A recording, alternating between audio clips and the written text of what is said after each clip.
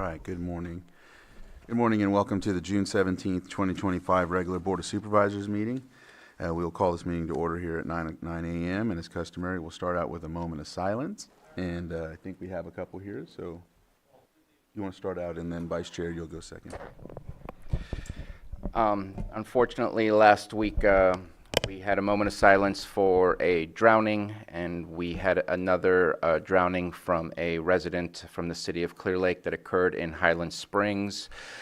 Kimberly K. Hill, who was 42, leaves behind family, friends, community members who are just distraught and asking questions. I do want to say the bystanders who tried to revive Kimberly, just want to, I don't know what kind of appreciation I can provide, but thank you for going out of your way to try and save somebody's life. We hear oftentimes about the unsung heroes of people that try to do things, maybe even beyond their understanding or knowledge, just trying to do something, and that's, I'm sure the family appreciates the effort, and unfortunately, she was not revived and passed away from her drowning. And so please be safe out there. We do have a very full lake. We have multiple bodies of water. We have seen now 3 separate drownings in 3 separate bodies of water. Please have a vest. Make sure you have friends nearby that know what you're doing, where you're going. It's unfortunate, the loss of life that we've had so far in our lakes, and I hope that we can pass the rest of the summer without another incident happening. So today I'd like to hold our thoughts and prayers for Kimberly Cahill. I'll go ahead, Vice Chair. Next, I'd like to ask for a moment of silence for John Dye. He was a dedicated public servant who helped shape the city of Lakeport across 3 terms on the city council from 1980 to 1992, including 2 terms of mayor. John was also an educator at Clear Lake High School and a pastor at Upper Lake Baptist Church. Councilmember Dye's tenure spanned a pivotal era of growth, infrastructure investment, and community pride. In 1986, he helped launch the process and design for the current Lakeport City Hall, which had been the former Pacific Bell building. 2 years later, in 1988, he helped welcome hundreds of residents to Lakeport's centennial celebration, which was a once-in-a-century event that honored the city's history and looked forward to the future. He was also very involved in pivotal in renovations of Library Park to its current design today, as well as modernizing a lot of infrastructure in the city of Lakeport. Next, I'd like to ask for a moment of silence for Lottie Parlett, who passed away just late last month at the age of 91. She was born in Nuremberg, Germany. Her early years were marked by the hardship of World War II.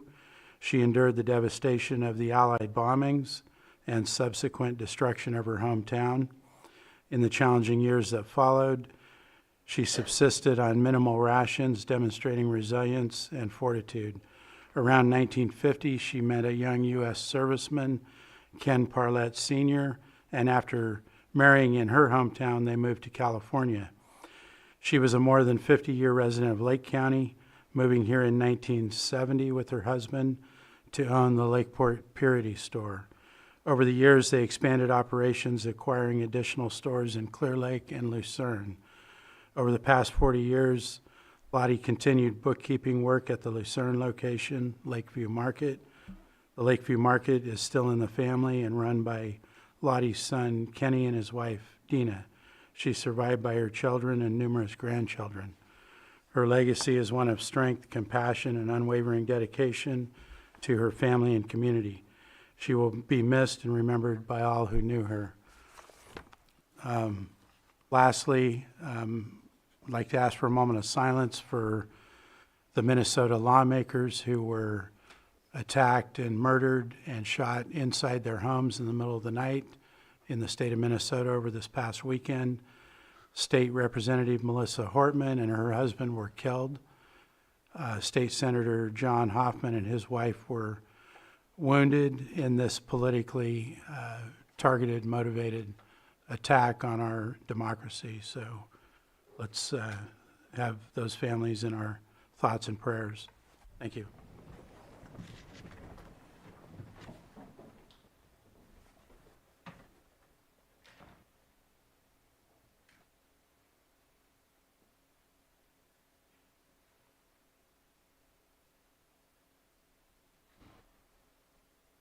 Megan Morgan, can you lead us in the pledge, please?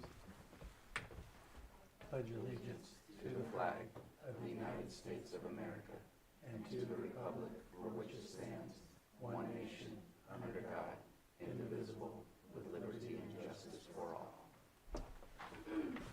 All right, thank you for that.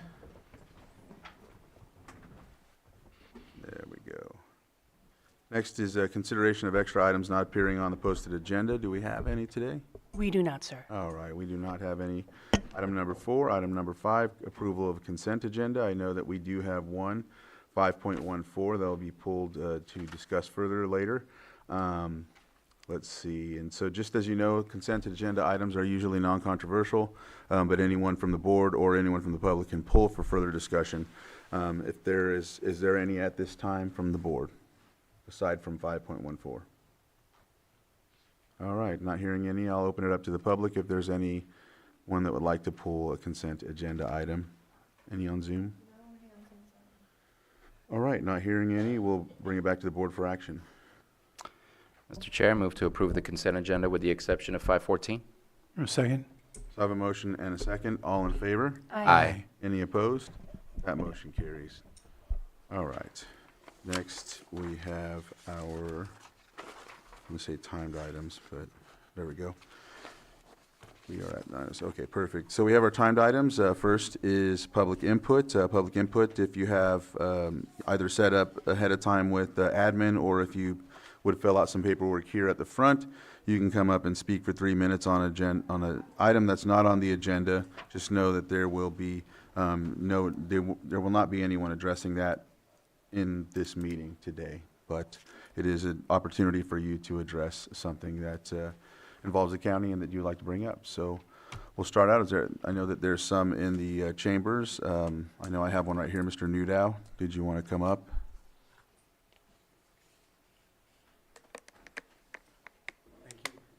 This is my 4th or maybe 5th time here. Still here regarding the Lucerne Castle. I was told that the county council would be involved. He apparently doesn't know. So to review, I'm interested in purchasing the castle in Lucerne. I think it would be a very large contributor to the economy of Lucerne and Lake County. And one of the issues is that in purchasing it is that the special districts has said that we're going to have to, whoever buys it is going to have to pay an enormous amount of money just to return to, in terms of its sewer usage. They're talking about $400,000 plus potentially millions of dollars if in fact the capacity is not adequate. And so being a prudent buyer, I'd like to know where they get that number and where, I understand how they get the number. I don't understand where the law is that says that they have the right to charge that. And I wrote multiple times. Last time I wrote, I detailed it very nicely. I said, here are my questions. I don't understand this. Again, I haven't gotten a response. And it's been 6 months now, and I still haven't found out where this number comes from, where the law is that allows them to charge what they're going to charge for an existing building that presumably was hooked into the sewer system when the sewer system was first put around. Everything they point to, in my interpretation of what I'm reading, they don't point out any specific code section or specific rule. They just keep throwing this thing at me and saying, here, it's in here somewhere. And everything that I see talks about new construction and new connections. And so I don't know if they have the right. I asked, have you ever done this before with anyone else? Didn't get any answer.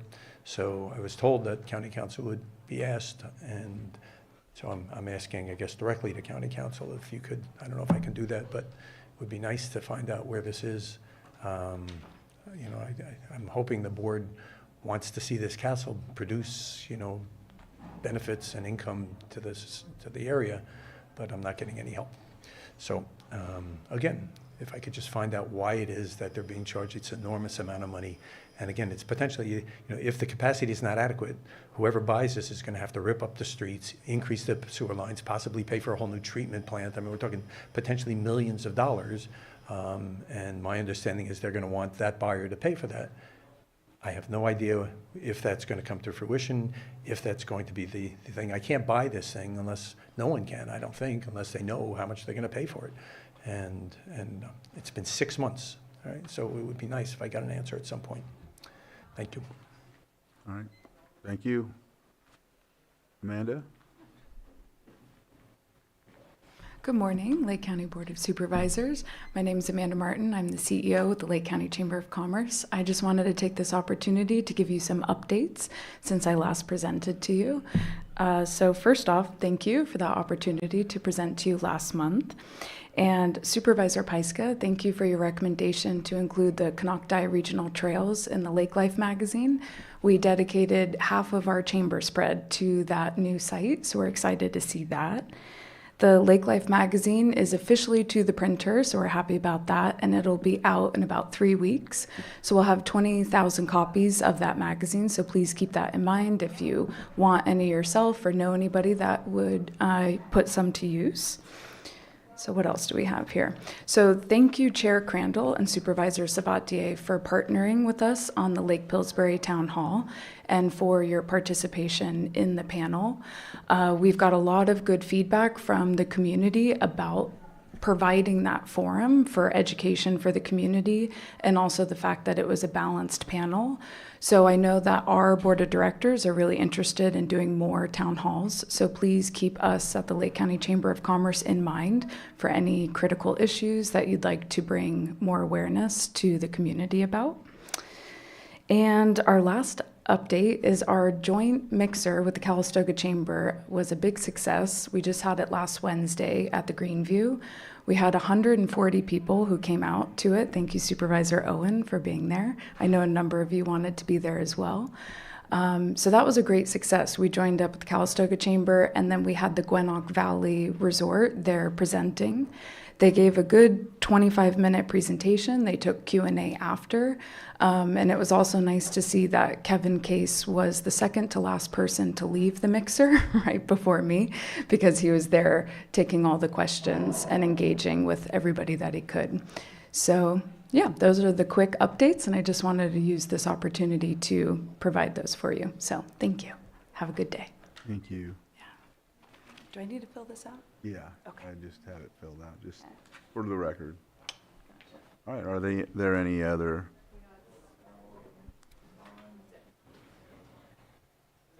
All right, Sterling?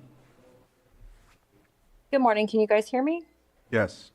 Okay, so I emailed all of you guys last night. I drafted a letter about special districts in Robin Bory about the matters of our water out here, and I only have 3 minutes.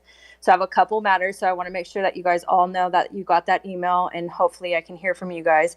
But the matter for today is going to be the urgent request for a secondary access route and reinstatement of Spring Valley on the hazardous mitigation list. My name is Sterling Wellman, and I am a resident of Spring Valley, a community of over 1,000 residents in Clear Lake Oaks. I am writing to express express a longstanding concern about the lack of safety emergency access in and out of our community. Spring Valley currently has only one way in and one way out via New Long Valley Road, which poses an extreme risk in the event of wildfire, evacuation, or other emergencies. This violates both common sense and key legal requirements regarding public safety. According to California Code of Regulation, Title 14, Section 1273.01, and supported by the California Fire Code and Public Resource Code 4290 and 4291.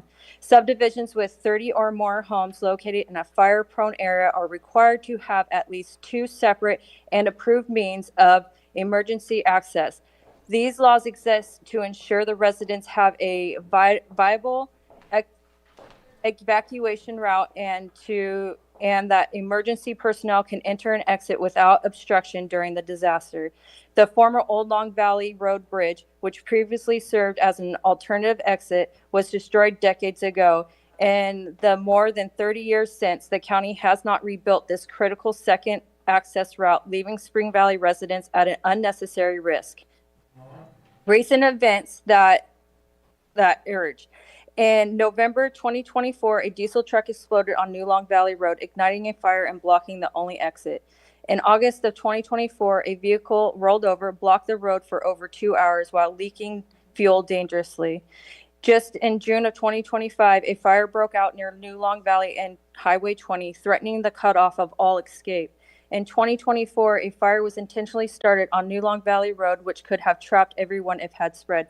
Despite these clear threats, during the Earth community meeting in June, Glenn Murch stated that Spring Valley had been removed from the county's hazardous mitigation list. This is both unacceptable and reckless. Our community sits in a very high fire hazard severity zone, and we lack the minimum infrastructure required to protect life and property under California law. I formally request that the Board of Supervisors, 1, resolve Spring Valley, reinstate Spring Valley on the hazardous mitigation list, Wrap up there, rebuild. Sterling, please.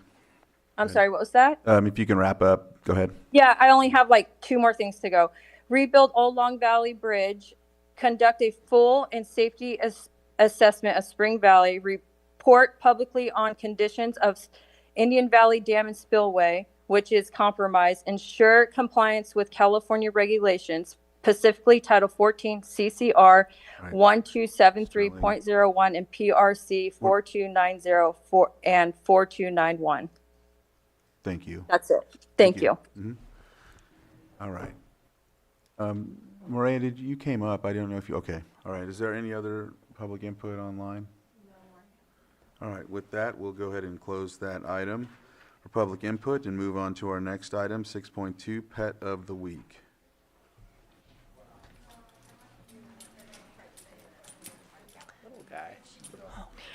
Hi, I'm Officer Real with Lake County Animal Care and Control, and this is Zeus. He's a 4-month-old wire hair terrier mix. He's up for adoption at our shelter as of yesterday. He has another sibling in our the kennel, which is a female. We also have, give or take, about 20 small breed animals at the moment that are up for adoption, ranging from 4 months to 4 years of age. So if you're looking for a small furry companion, come on down to the shelter. That's yours. All right, thank you guys. Thank you.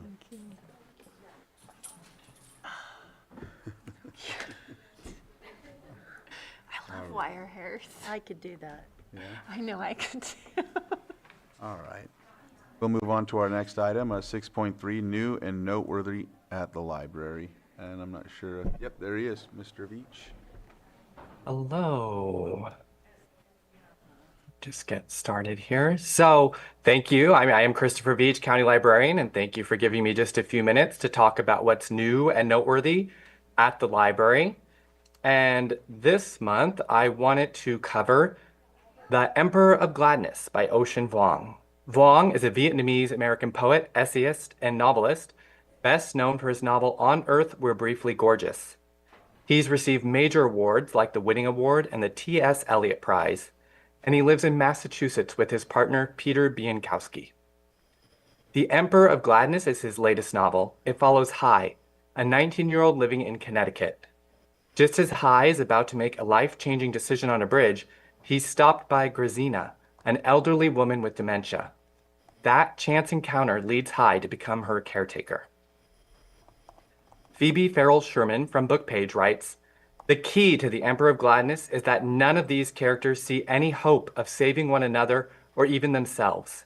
Instead, in being together, they simply find a way to continue.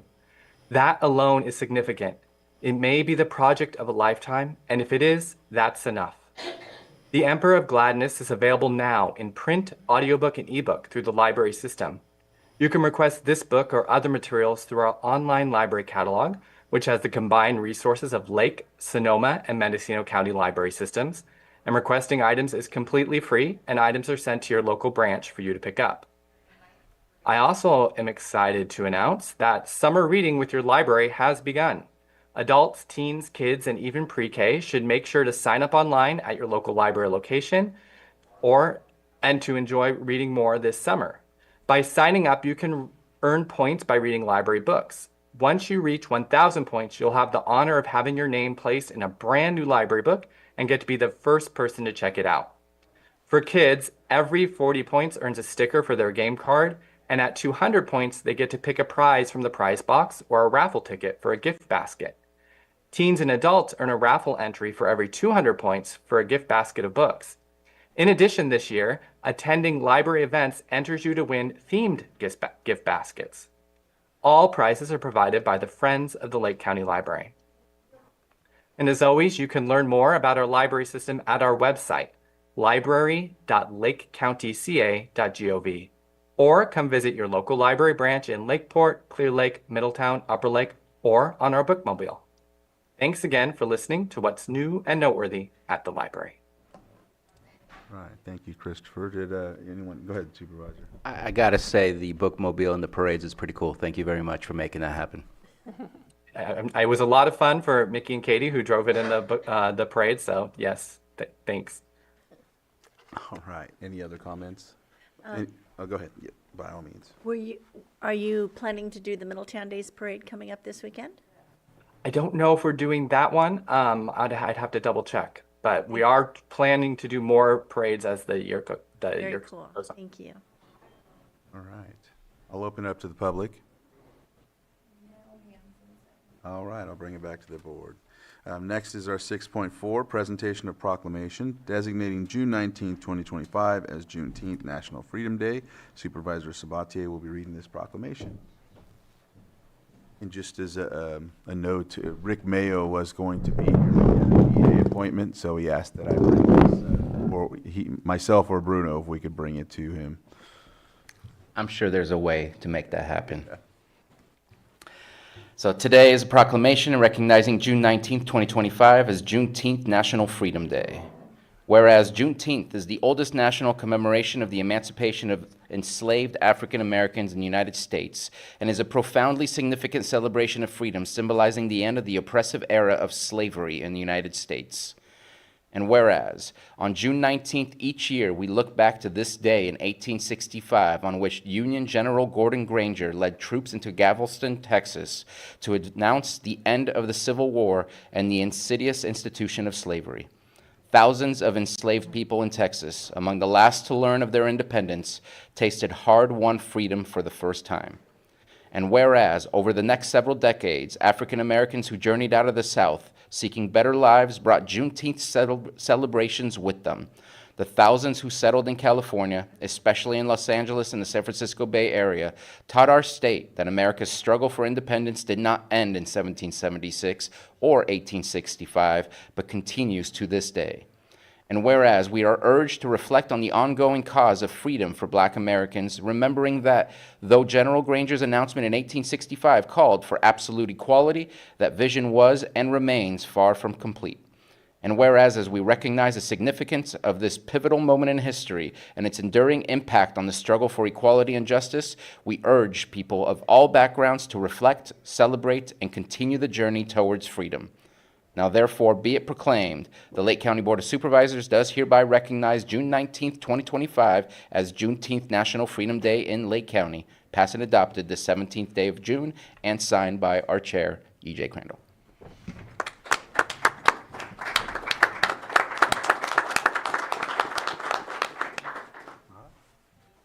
Anyone from the board have a comment or like to speak on this proclamation, or if there's anyone on in the chambers or on Zoom?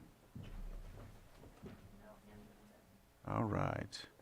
We'll go ahead and then keep this proclamation and bring it to Mr. Mayo. Yeah, he would be here again, like I said, but he had an appointment. So we'll go ahead and close this item and go to the next, which is our 6.5, consideration of proposed second reading of ordinance to designate fire hazard severity zones in the local responsibility areas in the unincorporated lands of Lake County. And we have Community Development Director Maria Turner and Terry Logston here. Good morning. Maria Turner, Community Development Director. You have before you today a draft ordinance updating the fire hazard severity zones as required by state law. This did come to you last week with a detailed PowerPoint presentation explaining the changes, and I appreciated the robust discussion with the board regarding how that would affect future development. It was approved, but is now for its first reading and is now before you for second reading and adoption. All right. Any comments, Terry? All right. Anyone from the board? No, I'm just going to state that I'm a little confused on how it can be required by the state, and yet we still have to accept it, Yep. in all honesty. And because of my concerns on the impact of this, for one, there's a lot of, as Supervisor Sabatier pointed out, we have part of Clear Lake in the severity zone, part of the lake itself. So due to the inaccuracies, for one thing, but also for fear and the realization of how how it can negatively impact many of our residents as far as insurance and being able to build and other issues, I'm still going to not be able to support it. All right. Go ahead, Supervisor Sabatier. Just as at an attempt to explain and absolutely understand your perspective, it's kind of like building codes. I remember asking, do we have to approve these codes? It doesn't seem like it makes sense. But if we continue to build based on us not adopting the new building codes, we could end up in some hot water by not following what the legal standard is from the state. And this would be the same thing here. The state has passed their maps. If we don't follow with those same standards, we would potentially put all future development that does not follow with those severities, meaning that level of defensible space, that level of development expectation, that we would potentially put those developments in hot water from those who wish to go after them legally or something like that. So we're kind of, without using a crude metaphor, we're kind of stuck in a corner with nowhere to go other than moving forward with what we're forced to do by the state. But yes, we are absolutely forced to do this without without any much commentary to go along with this. So I feel your pain on it, and yeah. All right. Thank you. With that, I will go ahead and open it up to the public. Is there anyone from the public that would like to speak on this item 6.5? All right, I'll bring it back to the board for action. Mr. Lloyd? Chair, Just real quick, Lloyd. Yes, if I may, thank you, Mr. Chair. For purposes of the second reading of the ordinance, the motion here would be to just offer the ordinance, and to be more specific and for clarification, just as part of the offering of the ordinance, the title of the ordinance is an ordinance of the County of Lake to designate fire hazard severity zones in the local responsibility areas and the unincorporated lands of Lake County, and to also as a further note that this offering of the ordinance would be ordinance as amended, and that amendment, as it was stated in the first reading, would be on section 3. Section 4, in which the year reference as 2023 should be changed to 2025. And so that's just a typographical error. It would be an offering of the ordinance as amended under those terms. and I'll offer the ordinance as amended under those terms as stated by County Council. All right. All right. Ordinance has been offered. Supervisor Owen, No. Supervisor Sabatier, Aye. Supervisor Rasmussen, Aye. Supervisor Pyska, Yes. and Supervisor Crandall. Aye. All right. That passes 4-1-0. Thank you. Bravo. Thank you very much. Next is our 6.6, sitting as the Lake County Air Quality Management District Board of Directors, LCAQMD, fiscal year 25-26 draft budget hearing for budget units 8799, 8798. And we have Mr. Doug Earhart here.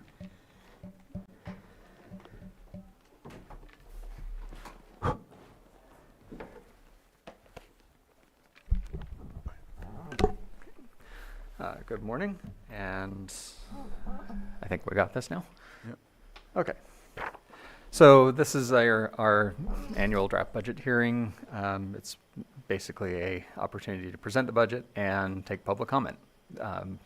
It's a requirement of the California Health and Safety Code that we do this, Health and Safety Code Section 40131, and we've done our 30-day legal notice, and it's a requirement that's, you know, kind of unique to air districts compared to the county. So, so with that, you know, we have everything in the memo and our full budget. So I'm kind of going to skim over everything, and then we'll make time to have discussion as appropriate and kind of go through whatever your questions and concerns are at that point. So with that, the budget is, you know, a full packet by itself, and we'll go through that as needed. And then for the following items, the requested board actions, you know, of course, we ask that you approve the draft budget as proposed. And then the next item is air districts are, you know, generally not expected to have further decreases in state subvention with the state budget crisis again. There's always a risk to state funding of air districts, which would be a significant hit to the air district. It's one of the only other funding sources we have other than permit fees. So with that, you know, if we lose state subvention, then permit fees have to make up the difference in the mandated activities of the district. So we just want to go on record as continuing to be opposed to reductions in state subvention to air districts. We don't expect it to happen, but it's usually a last minute. It's one of the negotiating things that the state uses to, when they're looking at balancing budgets and stuff, is air district funding is one of those things that's always on the block. Staff, traditionally, we've taken a very active role in CAPCOA, which is the state association, California Association of Air Pollution Control Officers. And in the last couple of years, we have kind of backed out of that just because we haven't had staffing and time to be very active in that. And so our goal at this point, of course, we're still not going to, we're keeping track of what's happening, but we're not as active as we would like to be because, you know, we are a unique air district, and we're the only air district in the state that meets all requirements. So the state and legislature and other air districts and federal officials, our participation in CAPCOA keeps them aware that attainment districts are different and that we should not have the same requirements as places like LA and San Joaquin Valley and other areas that are dealing with severe issues. So with that, you know, I'm just making you aware that, you know, when we come to full staffing and we have time, we have your support to get back involved in that as we go forward. We don't expect that to happen this year, but, you know, if something happens and we do get caught up with everything, then, you know, we have that option if need be, or if there's an issue that comes up that we really need to participate in because it could have significant effects. So then with that, you know, the next item is, you know, districts are mandated to enforce state and federal laws. Many of these things are unfunded. We have a lot of issues going you know, with health risk and doing risk assessments, and we have a hotspots program that we're being mandated to do reports on. Federal government is cutting back on a lot of programs, so National Weather Service, even their forecasting, you know, they still do forecasting, but now it's a lot more modeling versus actually having a forecaster available. Mm-hmm. So Lake County, as you know, is a little bit unique in our topography. We're not just a big open area. You know, around the lake we are, but everywhere else in the county we are not. So we were relying a lot on forecasting, and we have to do a lot more forecasting and that type of activity ourselves, just because those forecasts look at a macro scale versus the micro scale that we deal with when we're dealing with impacts from sources and things. So there's a lot of issues that are going into that, so with that, the whole point of that whole discussion is we have a lot of things that we're mandated to do that we have to do as part of our permitting process and other processes. And so some of the voluntary activities are still going to be put on hold for the foreseeable future until we are able to catch up on mandated activities. And with the cutbacks in the state and federal assistance, there are a lot more things being pushed down to us. So, so that slows our process down. Okay, so of course, we've had a lot of issues with recruitment and maintaining fully staffed a district for quite a few years. We haven't really been fully staffed in almost 10 years, just because there's just regular turnover. So we are continuing, and we request the board's guidance and direction, I guess, to continue to work with HR and admin to develop methods to retain staff and to continue to improve recruitment efforts. So, because we will need to increase our staffing in the coming years with all the new programs, and assuming that we have to start planning for a higher turnover rate than we would like to see, we are going to have people continually in the training process to take those positions. So, which means we'll have to have more staff available in training at all times. So that's going to be a long-term effort, and but we want to continue working on it this year and seeing what we can work out. So those are the recommended directions. We have a number of board awareness items.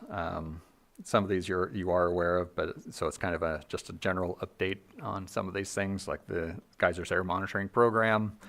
We're with that going through major changes. We're looking at a new MOU this year, or this fiscal year, I should say. The last time it's been, I think 2006 was the last MOU, or somewhere, it's been 20 plus years since the last time it was updated. And with Northern Sonoma County backing out of a lot of the administrative side, we're having to take on a lot of extra work because we're the impacted side of the hill. So everything blows to Lake County from Sonoma County and Lake County. It all blows into our community. It's very rare that there's an impact in Sonoma County. So the increase in workload and things is coming, and we are still working with admin and county council, auditor, treasury to come up with ways to try and take on some of those tasks through a consultant or a contractor. But it's a slow process because there's a lot of uniqueness to the way GAMP runs, because GAMP is not a legal entity. It is a consortium, and it's all funded through industry, so it's non-governmental funds. But if it's held by a government agency, then what standard do you go by? Do you go by standard, for government accounting, or do you go by private industry accounting? And so there's this back and forth where GASB requirements versus private funding, the two financial systems don't mesh well, and so we're trying to work through all those issues right now still, and it's a slow process. So anyway, long story short, GAMP issues are coming, they're continuing, and they are taking a lot of time. So next issue, state legislature passed, I believe they passed the bill, AB 914. I have to double check on that, but it's either passed or it's in the works for, and they believe it's going to pass, which could require us to do indirect source reporting. And that's a new thing for us. We do deal with a lot of indirect sources, usually on complaint basis, but if we have to do annual reporting and tracking and stuff, then that's where permitting and other issues, the cost is going to significantly increase. The legislature is not providing any funding for it because air districts have fee authority. So they expect us to pass fees to cover costs associated with this program and all the other programs that we deal with. So another, this is kind of continuing on the same theme, but the state legislature and ARB have a kind of one-size-fits-all for districts. So that's their philosophy, and it comes in all sorts of programs. So let's make things simple for the small districts, means, we go from a 10-page guidance document to a 2,000-page guidance document on grant programs and things.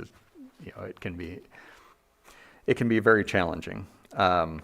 So our goal is, of course, to stay engaged in some of these issues and continue to work to represent the district and push to implement programs in the most efficient manner possible for the local community, because large districts can absorb a lot of those extra requirements and extra costs.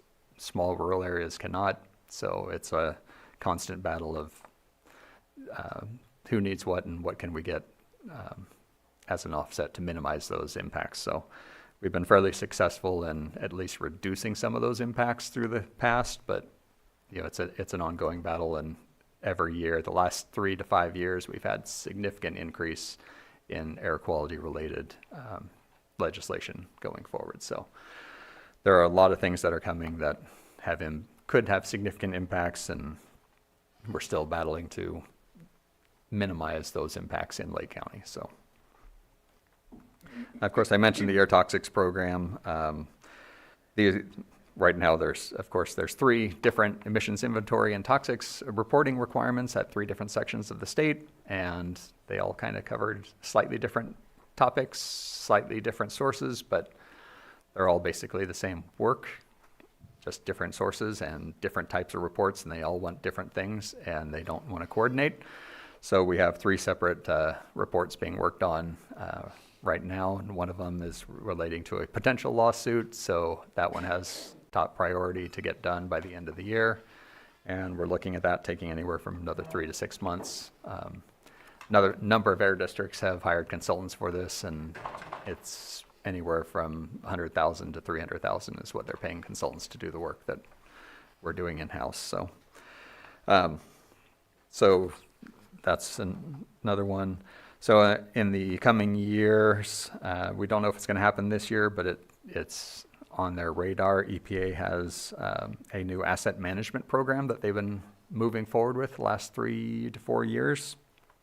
And basically what they're doing is they are requiring they're defining lifespan and replacement frequencies schedules for equipment.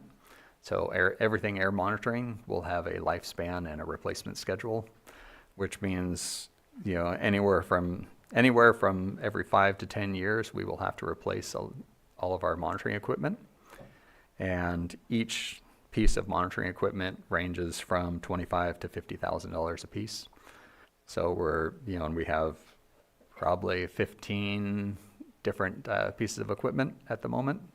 So between geothermal and our ambient monitoring and stuff, so we don't know exactly what it's going to impact yet, but at a minimum it'll be 5 to 8, and at the most should be 15 or so. So the potential for a significant impact is there, and we just don't have they're still working on the program, and we don't know if it might be put on pause for a few years.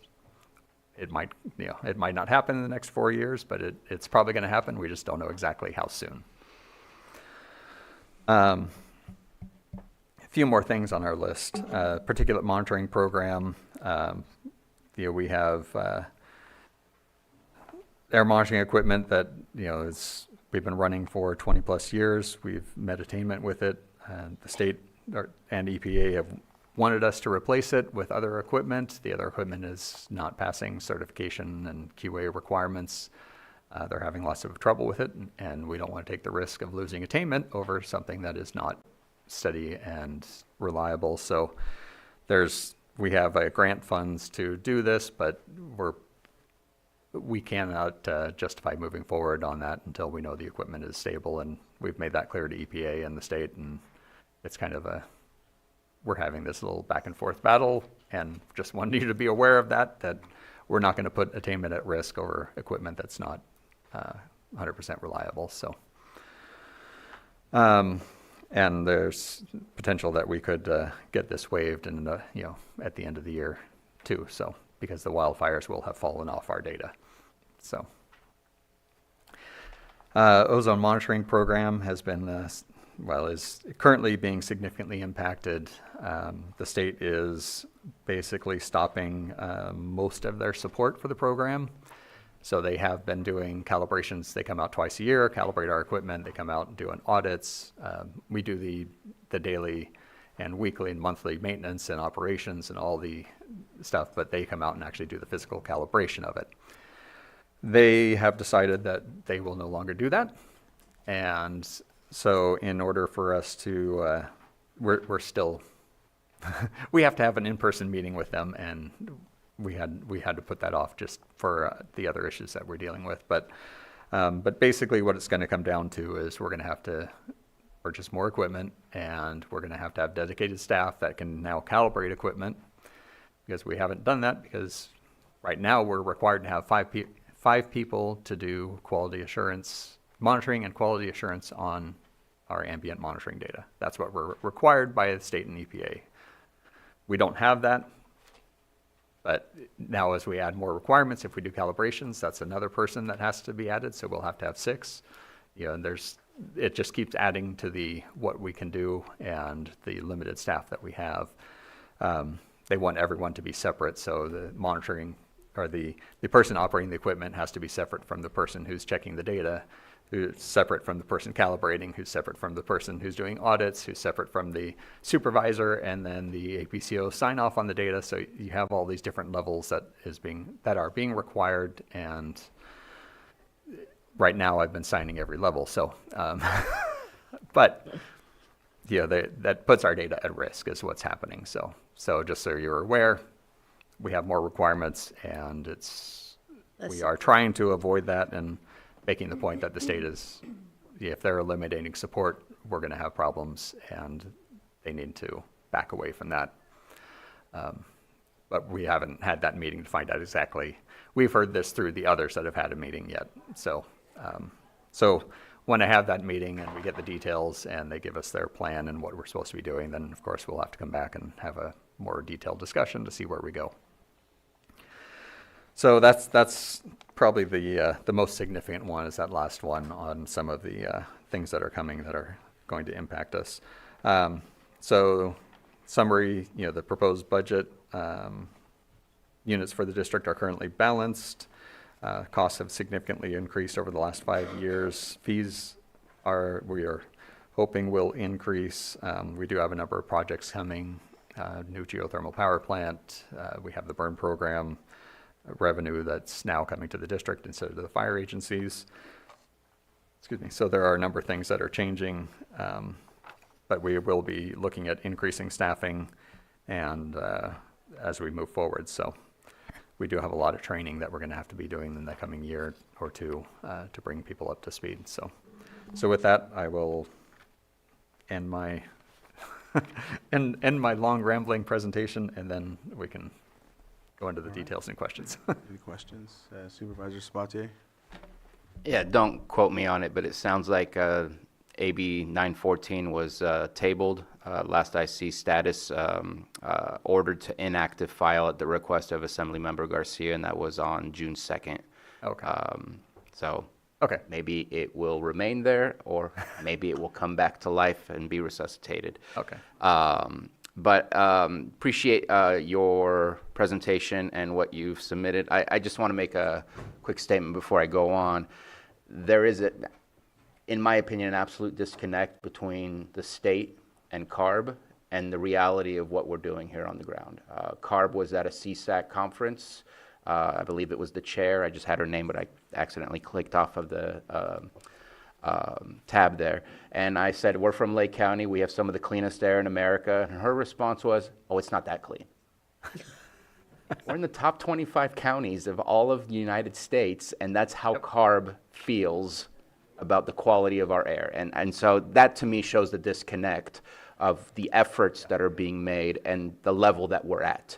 There is no acknowledgement, there's no kudos, there's no, here's the prize. It's more of a threat that you will lose attainment. That's the prize as you continue getting threatened. So I wish there was a way to change that, but absolutely for the number 2 to oppose any further state subvention 100%. In your budget, from what I understand, your reserves from 23-24, 24-25, and 25-26 are basically the same at about $320,000. You had some carryover, if I remember correctly, about $540,000. Obviously, you had some staffing difficulties, so that's probably where most of the savings come from. Yep. But you're also talking about some potential hardship.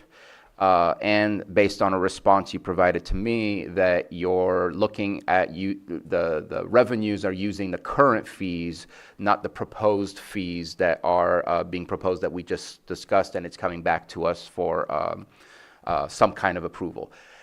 I can't use a crystal ball and tell you exactly what will happen, but being the fact that your fees are from 1996, I doubt that we will keep them exactly at the 1996 ones. Most likely they will go up to a certain amount. And so for the fact that you're using current fees rather than potential fees, that will increase your revenues.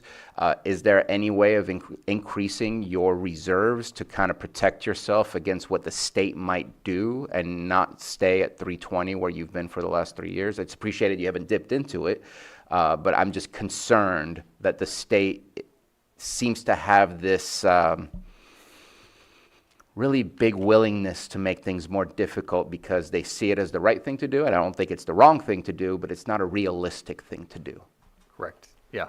That's why in the last few years ago, we created the operating reserve, which we didn't have previously. And that's so that we can start setting aside some of those funds for those eventualities where either like geothermal shuts down for some reason and can't pay their bills for a year, or the state does something crazy and we have significant either cost increase or lose subvention or something like that. So, so that's what that operating reserve is primarily for. But our goal, get through the fee rule, and then we'll come back with a reserve policy. And so then we can define what we should be targeting on all of our reserves, because right now we have reserves and we have a good feel for what we think they need to be at. And yet operating reserve isn't high enough, but we're trying to balance those things and get the staffing issues and those things done first, and then work our way to the getting a policy set so that we have that protection going forward. So if I may paraphrase what I just heard, go through the process, finish up the fee schedule, and then mid-year budget, come back and see if there's any changes that need to be made based on the differences that does for you. Right. Okay. Yeah.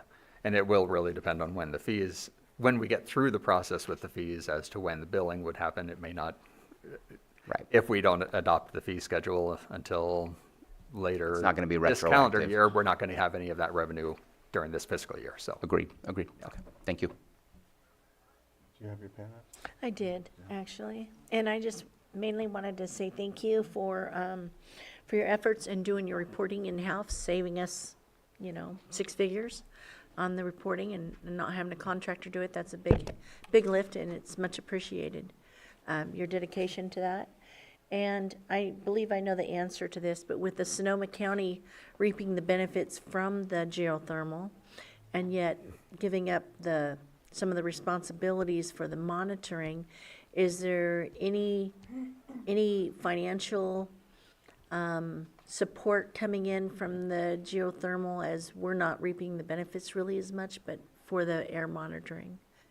The short answer is no, because the way the GAMP MOU is set up, industry pays for all of the hard costs, and Lake County, Sonoma County, and even CARB were donating our time to do specific tasks that didn't cost dollars, they just cost time. So ours was, we do audits of all the monitoring stations, so we basically act like CARB does for us. We monitor, we do audits, we verify that they're doing proper monitoring. We participate in the field inspections and things, so we do a lot of that work. Sonoma County, Northern Sonoma, was doing the financials. They're backing out of that, of course, because of that whole issue with the government financing versus private dollars, and which one do you follow, and tracking it through the county system versus through a private, kind of bank account type system. So they're just tired of dealing with the financials and the financial process in Sonoma County, because they use the county treasury at Sonoma County, which much bigger, has a lot more levels of issues to deal with. I'll say that nicely. And then the state was providing, they were doing X-ray analysis, they were doing, so we send filters to them, they would do the evaluation for metals and things, so they'd do lab work for us. That was their part of the buy-in to the GAMP MOU. So the state doesn't do that anymore, and if they do, they charge for it. Sonoma County's backing out and doesn't want to participate because of their issues, and so, yeah, it's falling to us, and so How much more of a lift is it for us? they had 2 people working on it in Sonoma County, so, one was the primary and then a backup. So, I mean, we're looking at, to be honest, I don't know, it'll be a full financial person, or we'll have to hire a consultant to do it for us, so kind of depends on what we can work out with admin and the auditor and treasury and stuff to figure out how we can deal with the financial part of it. So That's but just unfortunate, yes. overseeing it is a significant amount of our time. Sure. So, That's unfortunate that we're not getting any support. Right. Thank you. well, it all comes out of permit fees, so. Supervisor Pyska? Yeah, I just wanted to follow up on the GAMP item too. I know it's been a long process, and I'm glad that you're going to be bringing this back to us sometime soon. Do you have a timeline on when this might be coming back to us? I know it's been hard For the MOU, for the MOU. we just started working on revisions, so we're hoping, the group that was working on it, we're hoping to have a draft by the end of the calendar year. Okay. So it'd probably be January, February to have something that, Okay. Great. but if we have a really rough draft before then, we can bring it back to at least get some input as to where things are going, and make sure that we don't spend a lot of time on something that's wasted effort. Yep, that's So, probably a good idea. yeah. Great. Thank you. Supervisor Sabatier? Happy to take on the burden and liability of that, as long as Sonoma County is willing to pay us for what we need to be able to take it on. And if they don't, I think that we should have a conversation about us maybe having a conversation with Sonoma County, that you can't just drop the ball on something that you were responsible for, and now forcing it into our hands and not providing any resources in exchange. I think that it's cocky. Yeah. They have more power than us, and they just get to drop the ball on us, and that's not how it works. And I keep us posted, please. Yeah, our one major negotiating point is each of the regulatory agencies gets 2 votes on the GAMP consortium for any item. If they are no longer participating in the function of the GAMP consortium, then they should be giving up their votes. So, you don't get to make a decision if you don't help. I feel like work, we've been so. here before. So, I mean, That's what I- that's the only thing we have right now that we can work on. But yeah, we'll bring back once we know, get a little bit farther down the road. Thank you. All right, we'll open it up to the public, if there's anyone from the public that would like to speak on this item. I'll bring it back to the board. Lloyd, did you want to? Yeah, so it appears there's 5 items for your board to consider. With this being a public hearing, each of those items would need to be, well, the suggestion here would be to have those items be approved by motion. And I could walk your board through them if your board wishes for me to do so. Yes, you can. So the first item would be a motion to approve the fiscal year 25-26 draft budget proposed for the district, the Lake County Air Quality Management District. So moved. Second? I have a motion and a second. All in favor? Aye. Any opposed? Motion carries. So just as to preface this, items 2 through 5, and Dr. Gerhardt has alluded to this, that the rest of the items can be effectuated by direction of staff. Is that right? Yeah, we've done it through, we write it this way because at times the board has wanted to do a more formal version, and we've had the direction of the board, and we've also had the lump resolution of, we adopt all these things and agree to go forward and go in this direction, so how? Right. So and I'll start with item 2. For that particular item, it could be a motion, your board could move or motion to direct staff to oppose any further state subvention cuts to the district, and support the district to pursue increased state subvention funding to cover legislative/state mandates in rural communities, and seek additional funding to support the additional workload placed on the district. So moved. Second. I have a motion and a second. All in favor? Aye. Any opposed? Motion carries. Then on to item 3, that would be a motion to direct staff to continue to participate on the CAPCOA Board of Directors when feasible, and to take a more active role in future years to represent the needs and interests of Lake County related to air quality program funding, regulations, and benefits. So moved. Second. So I have a motion and a second. All in favor? Aye. Any opposed? Motion carries. Then on to item 4, it would be a motion to direct staff to continue the policy directive that health impacts, health risks, health-based complaints, and mandated programs/requirements be given top priority, followed by activities that have regulatory timeframes and other funded activities, which includes new permit issuance, periodic inspections, and placing voluntary programs are on hold until all mandated programs are up to date. So moved. Second. You had something? Yeah, I guess I'm slightly uncomfortable with putting that on record in a vote that voluntary programs are on hold. I don't have a list of all the voluntary programs, and I think that every department has mandates that they have to follow and then do their best for the other voluntary programs, but we don't provide a on-record vote that it's okay to put these voluntary programs on hold until further notice. If there's cracks in the capacity, if there's hours in the day that become open, then I think those things should be looked at and not, it seems awkward to do it for one department and not other departments, because every department has its own struggles. I will be voting no if this goes to a vote as is, just because I don't want to say we're holding voluntary stuff. I think they can all have a level of importance depending on the individuals that are looking for it. We've had some of these discussions with some of agricultural folks that wanted to use some of the programs that were available, that we directed them towards the state.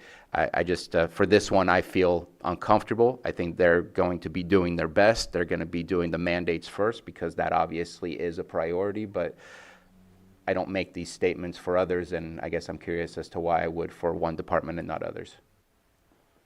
Did you want to answer, or could we amend the? No. Yeah. I was just going to point out, one, we're not a department, so this is a district with health and safety code mandates, which, we're mandated by health and safety code for specific programs and specific responsibilities. We are a regulatory agency. The voluntary programs, really only the voluntary programs that we have are grant programs. And grant programs are significant time commitments in order to run them. So as soon as we have time available, we will run them. But what this does is say, you're giving us direction to do all the mandated programs and then work on those programs, which, like grants, that are voluntary. Well, you have the preference, though, to put that like last, because Yeah. you understand. But Right. if we put hold, then that basically gives you the chance to say we're not doing it because, Yeah. I tend to Yeah. see it the way you're putting it. I just think that, if you don't mind, Mr. Yeah, Chair, I feel this is us shielding you from complaints by approving this. We're trying to give you the resources to refill your positions, get a staff that can do all of these things. We support you. We don't want to throw you under the bus. But I also don't want to create a layer of Linus blanket to make it more comfortable, because again, every department has the discomfort of this situation. But you're mandated by the state, so we can't get between you and the Right. state. Right.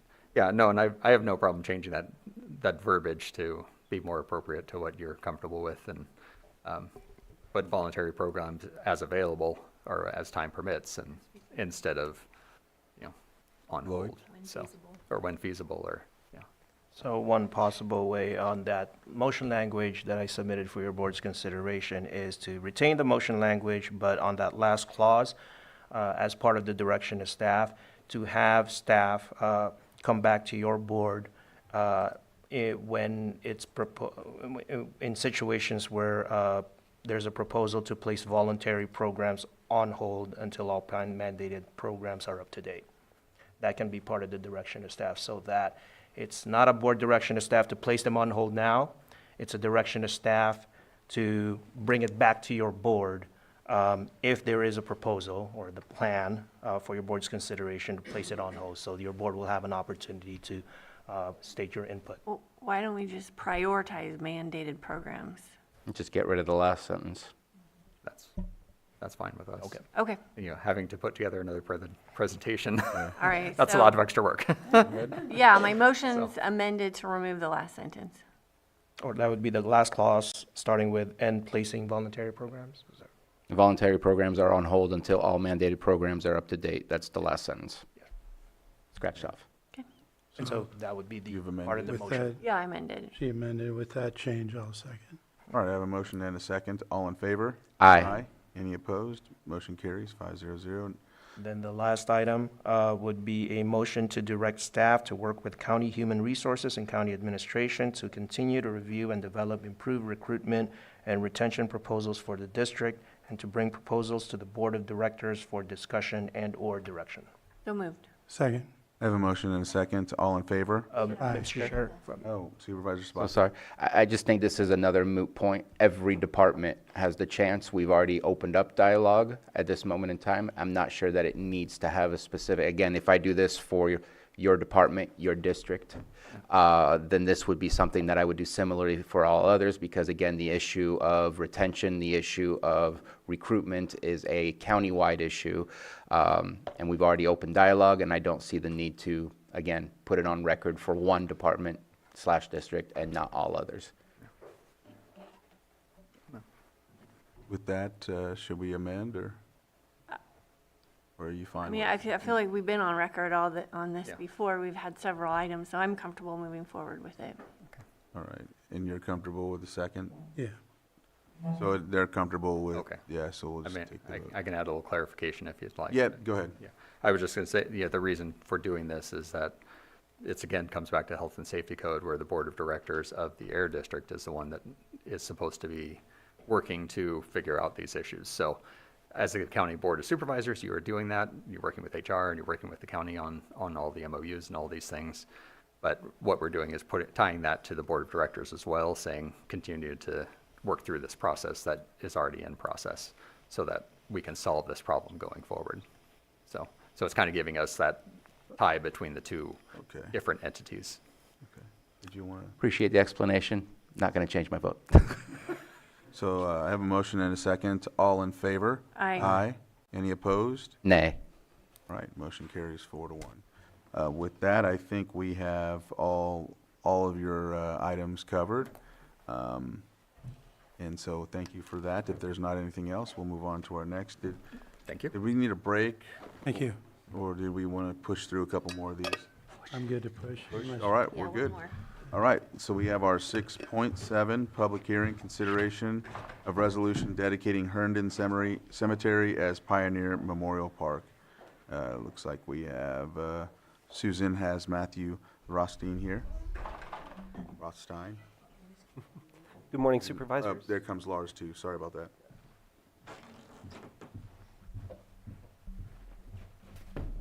Good morning, Supervisors. Matthew Rothstein, Chief Deputy County Administrative Officer, and many thanks to Lars Ewing for joining for this item.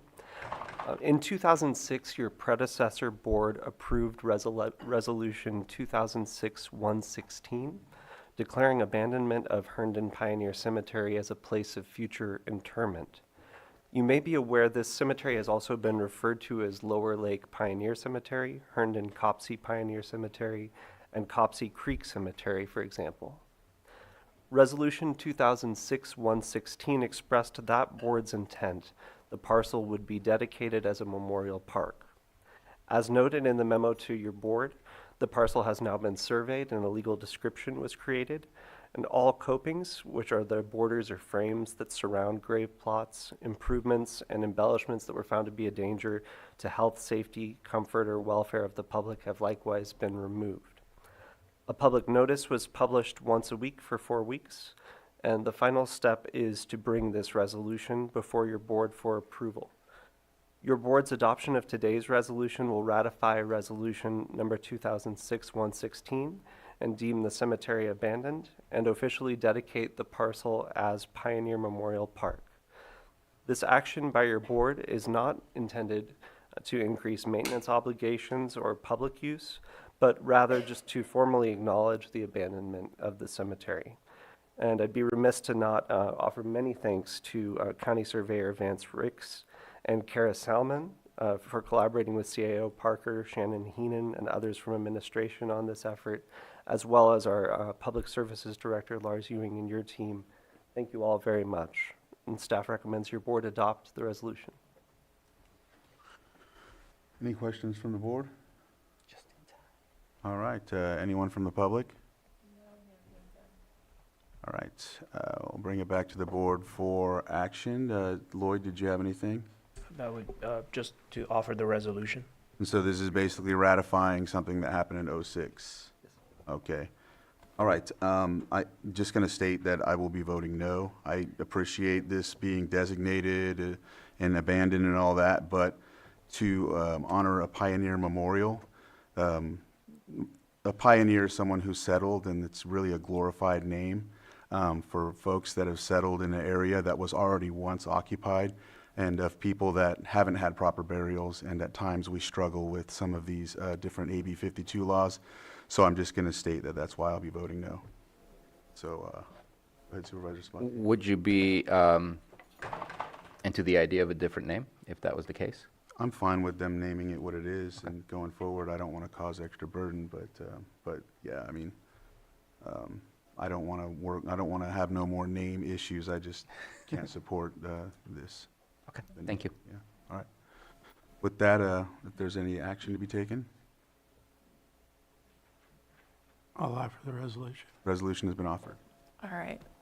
Supervisor Owen, Yes. Supervisor Sabatier, Aye. Supervisor Rasmussen, Aye. Supervisor Pyska, Yes. and Supervisor Crandall. No. It passes 4-1-0. All right, thank you, gentlemen. And so next, do we have next, or do we want to take a break?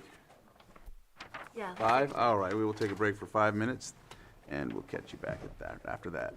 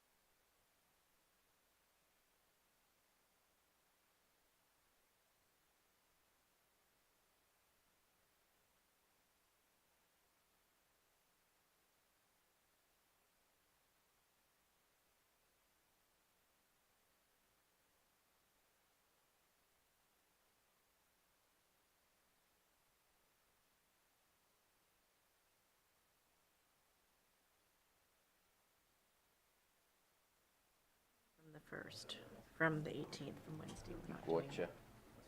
So do you know the date? All right, welcome back. Jessica will be joining us shortly. We're moving on to, was it 6.8? Yes. 6.8, consideration of memorandum of understanding by and between the Lake County Employees Association, units number 3, 4, and 5, and the County of Lake for July 1st, 2025 through June 30th, 2029. And I'll give the floor to Casey Marino. Thank you. Casey Moreno, Deputy County Administrative Officer. I am joined with Stephen Carter, Assistant CAO, Deanna Rico, Deputy HR Director, and Pam Samick, HR Director. And so we have presented before your board today the updated Memorandum of Understanding for Lake County Employees Association, Units 3, 4, and 5. This is the largest unit for the county workforce, consisting of 811 allocations. So the MOU will implement the 2024 comp study at 97.5% of the market median, followed by 3 years of COLAs, cost of living adjustment of 3.5%. It also incorporated the side letters, increased bilingual pay from 2.5% to $225 per month, changed the meet and confer members from 3 to 5, added a 2.5% differential or ad pay for obtaining a Class AB license, and then fix the longevity to the eligibility is now determined on an employee's total continuous service and total qualifying hours worked. So of the $2.9 million that this will cost, $763,000 of it is general fund. There are 56 positions that are Y-rated. Y-rated is positions that are not getting an increase. So they may be Y-rated at 0, so they would not receive this increase, but next year receive the COLA of 3.5%. Or they may be Y-rated negative, so until that rate comes up, they would not receive a COLA. No current county employee is going to receive a deduction, though. So there are 56 positions that are Y-rated. 33 of those are Y-rated negative, and 23 are Y-rated at 0. Supervisor Sabatier? Just a quick question before I make my statement. No COLA, or yes, a COLA, just no raises until the Y-rated is back to above 0? The position would receive the COLA, but they wouldn't see the raise until that position comes up to where they're currently at. So if they're at negative 1.5, they get a 3.5 COLA, they'll see a 2% increase. Correct. Okay, just wanted to make sure that it is there. Yes. Okay. Yes. So I'm just going to make a statement for 6.8 through 6.16, so I don't have to repeat myself on every single one of those. We are looking at a total for this specific one, 2.9, but overall about $5 million in increases and raises. I think the people who work here work their butts off, but I have a problem with a 4-year contract into a very unpredictable environment of economics. I do not agree with any of these raises that are being proposed today. I would be more in agreement if it was a across-the-board COLA increase for everybody, since everybody is feeling the pain of things being more expensive, not select few and not others. And so it's difficult, but I have no trust in what both the federal government and the state government are doing. We have no knowledge of it, and for us to get involved in a 4-year contract of promising something, in my opinion, is not a position that we should take at this moment in time. I would have loved to see a 1-year. I will give kudos to staff. I've been involved in multiple negotiations in the 6 years that I've been here. This was actually what I would call negotiations instead of a take it or leave it type of scenario. I won't go into details of how the negotiations went, but I just want to say thank you to those who led. That was Carlos Torres and Casey Moreno at the end. Just want to say I appreciate the fact that there seemed to be dialogue, there seems to be some back and forth, and that's what I would love to see between groups when going through negotiations, not this is what we're offering you, take it or leave it. So I will not repeat myself over the next items, but please note that I will be voting no on these. All right. Any other comments from the board? Open it up to the public. No hands in Zoom. We'll bring it back to the board for action. I'll move to approve the memorandum of understanding MOU by and between the Lake County Employees Association, LCEA Units 3, 4, and 5, and the County of Lake for July 1st, 2025 through June 30th, 2029. Second. So I have a motion to end a second. All in favor, signify by saying aye. Aye. Aye. Any opposed? Nay. Motion carries 4-1-0. All right. Let's see. Next, we have 6.9, consideration of memorandum of understanding by and between the Lake County Correctional Officers Association and the County of Lake for July 1st, 2025 through June 30th, 2029. Casey? Thank you. So the LCCOA, Lake County Correctional Officers Association, Unit 6, consists of 61 allocations. So again, we are implementing the compensation study of 97.5% with 3 years following of COLAs of 3.5%. We incorporated the side letters and changed the meet and confer members from 2 to 3 members. Bilingual pay was increased from 2.5% to $225 per month. Changed in working above class from 180 hours to 15 workdays, which is consistent with other units. Changed the county benefit contribution from $1,500 to an 80-20 split. Effective July 1st, members may now voluntarily donate 5 hours of leave into the leave bank for that unit. There were multiple ad pays there was a couple that were removed and then some that were added on, including some differential pays. The longevity was updated to be consistent with other units, and so that is now based on the total number of continuous service and hours. This unit does consist of 100% general fund positions, and there is only one position that is Y-rated at 0, so they will see the COLA next year. All right. Any, go ahead, Vice Chair. Yeah, I appear to be not having a document that has a draft motion attached to it in my packet. Yeah. We just need the motion from county council. Yes, so Lloyd, if you can help us with that one, with the motion. I will open it up to the public if there's anyone. I'm not seeing anything from the board. All right, so I'll bring it back to the board for action, and Lloyd, when you get a chance. So it would be motion to approve the memorandum of understanding between the Lake County Correctional Officers Association and the County of Lake for July 1, 2025 to June 30, 2029. So moved. Second. I have a motion and a second. All in favor? Aye. Aye. Any opposed? Nay. Motion carries 4-1-0. All right, next we have our 6.10, consideration of memorandum of understanding by and between the Lake County Deputy District Attorneys Association and the County of Lake for July 1st, 2025 through June 30th, 2029. Casey? Thank you. So the Lake County Deputy District Association, Attorneys Association, Unit 8, consists of 23 allocations. So again, implementing the 2024 compensation study at 97.5% with 3.5% COLAs for the next 3 years. We incorporated the side letters and changed the bilingual pay from 2.5% to $225 per month. Also updated the holiday schedule to align with the court's official holiday calendar, as attorneys are required to still be here. And then the longevity, modified that to being the same as other units with the continuous service and qualifying hours worked. So of the $360,000 estimated cost, $337,000 is general fund, and there are no Y-rated positions. All right. Are there any comments from the board? If not, I'll open it up to the public.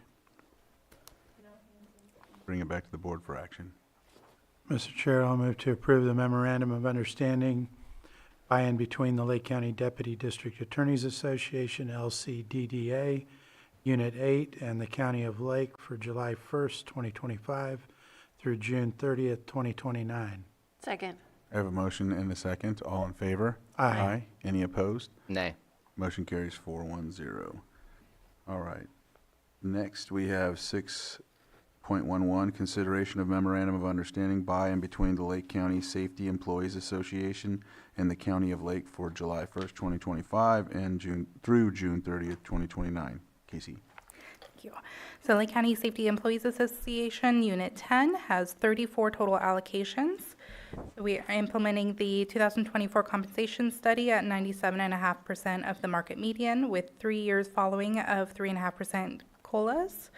We incorporated the side letters, changed bilingual from 2.5% to $225, changed the county benefit contribution from $1,500 to an 80-20, changed how seniority is defined for callbacks, changed the deputy probation officer senior to a supervising deputy probation officer, established an unpaid assistant firearm instructor position, added ability for employees on alternate schedules to use accrued leave to supplement holiday pay, added 1 additional weaponless defense instructor, updated overtime definition, and then modified the longevity to be in line with other units based on continuous service and total qualifying hours worked. I did notice that the estimated cost is incorrect. This is actually the estimated cost for Unit 8, I believe. But the actual cost is $296,009.32. So of that, the $237,609.42 is general fund, and there are no Y-rated positions. All right. Any questions from the board? We'll open it up to the public. Anyone from the public?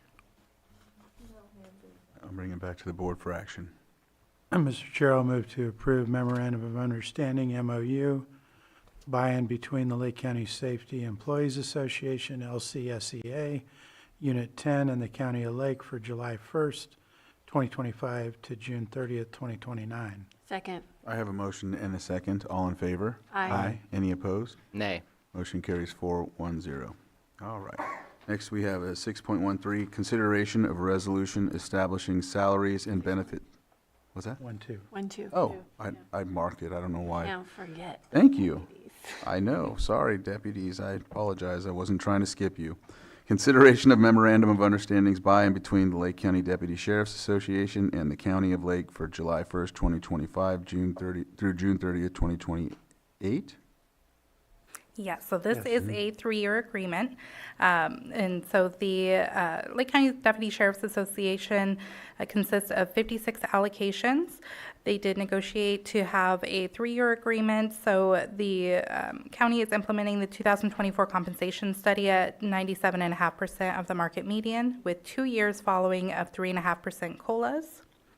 We incorporated the existing side letters, revised the bilingual incentive pay from 2.5% to $225 per month, and then adjusted various ad pays. They are still capped, though, at 3 special assignments. Increased on-call pay rates from 20 to 50 for weekdays and 25 to 75 for weekends, which is consistent with other MOUs. Extended the department head's authority to assign on-call duties. Overtime was updated, revised the grievance procedure, and longevity was modified to be total continuous service and total qualifying hours worked. This is 100% general fund with no Y-rated positions. All right. Any comments from the board? Any comments from the public? All right. Bring it back to the board for action. Mr. Chair, I'll move to approve memorandum of understanding by and between the Lake County Deputy Sheriff's Association, LCDSA, Unit 16, and the County of Lake for July 1, 2025 to June 30th, 2028. Second. I have a motion and a second. All in favor? Aye. Any opposed? Nay. Motion carries 410. Next is 6.13, Consideration of resolution establishing salaries and benefits for employees assigned to the confidential unit sector, Section A for July 1st, 2025 to June 30th, 2029. Go ahead, Casey. So the Lake County Sheriff's Management Association consists of 9 allocations. Confidential way. How did we get, sorry. Okay, confidential unit A consists of 17 allocations. So we are implementing the 2024 compensation study at 97.5% of the market median. And then with 3 years following of 3.5% COLAs. Changed bilingual incentive pay from 2.5% to $225 per month. And then the longevity was modified to be consistent with other units. This is 100% cost to general fund, and there are 7 positions that are Y-rated at negative. All right, any comments from the board? I will, did you, thought you had your pen. All right, we have a hand in Zoom. Go ahead and unmute.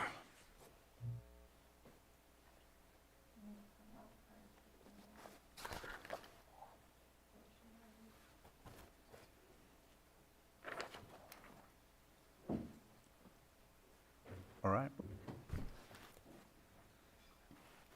Sorry, it moved me. Good morning, board. I just wanted to speak on behalf of the confidential group and just to make sure that we do understand that 2 of the positions that are in my office, payroll analyst, senior, and payroll specialist, with the negative Y rating, this does mean, and correct me if I'm wrong, please, Casey, that no increase whatsoever, not COLAs, nothing, will be received by that position until July 1st of 2027.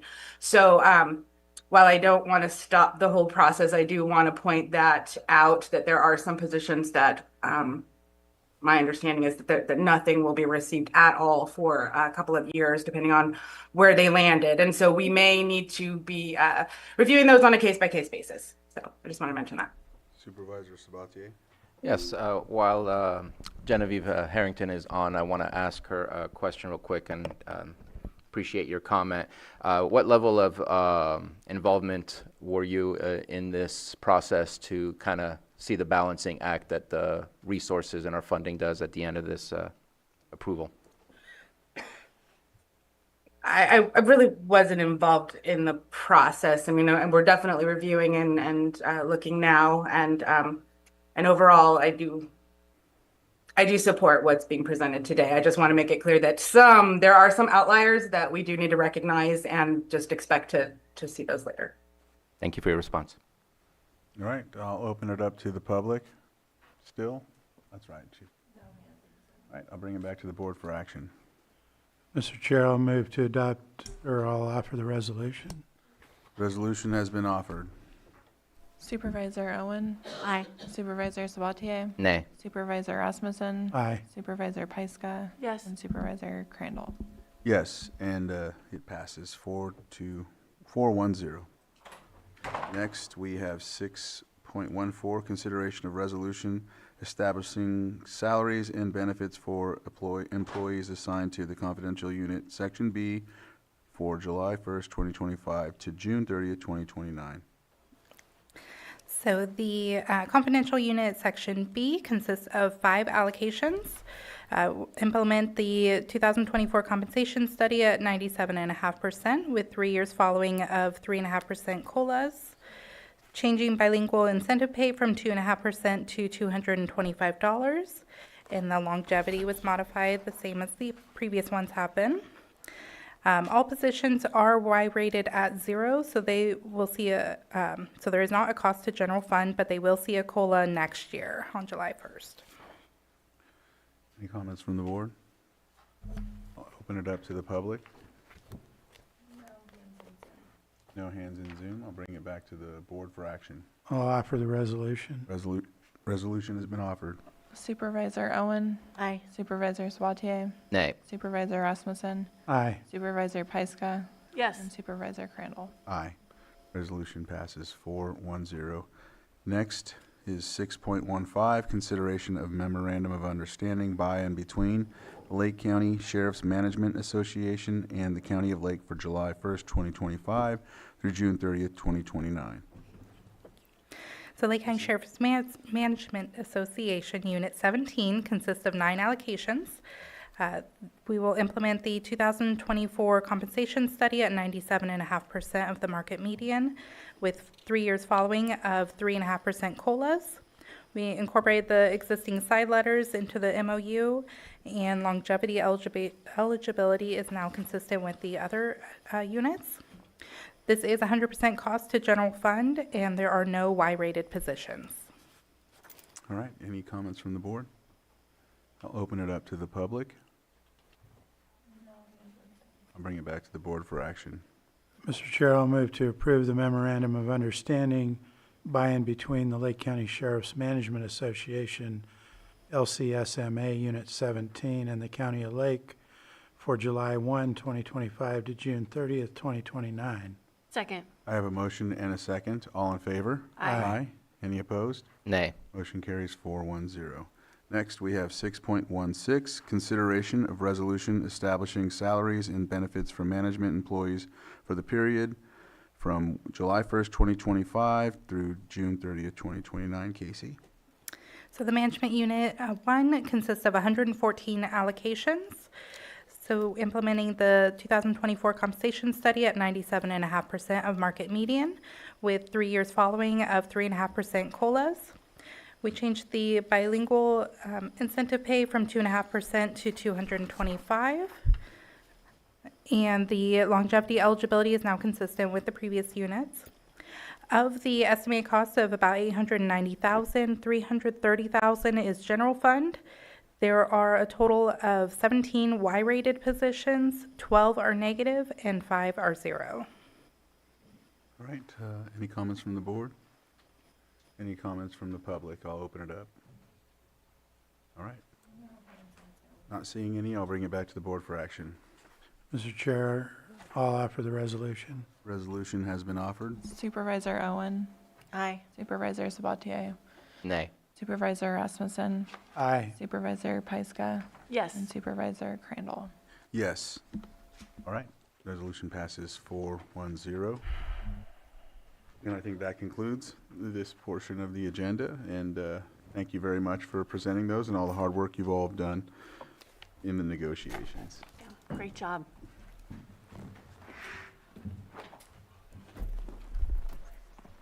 All right, so we'll go on to 7.7, consideration of update on the Lake Como family sculpture at Historic Courthouse Museum project, and B, consideration of amendment 1 to the agreement with Nordhammer Art Foundry for the creation and installation of the Lake Como family sculpture.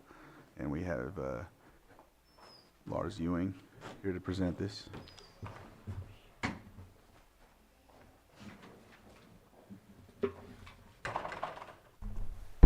All right. Well, good morning, Board. Lars Ewing, Public Services Director. I'm joined in the chambers here by Carolyn Barilli, a museum curator, and Anthony Guardino, assistant curator, and the maquette, and Katie Galvani, deputy director.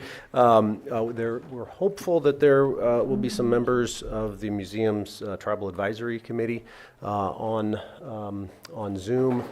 Given the nature of this non-timed, they're trying to get them here, but this is an opportunity. I know they wanted an opportunity to really highlight this. For some background, your board is likely aware that this project has been in the works for quite some time. The county is under contract with Nordhammer Art Foundry in Kelseyville to design, fabricate, and install a life-size, this is not life-size, but a life-size Lake Como family statue on the grounds of the Courthouse Museum.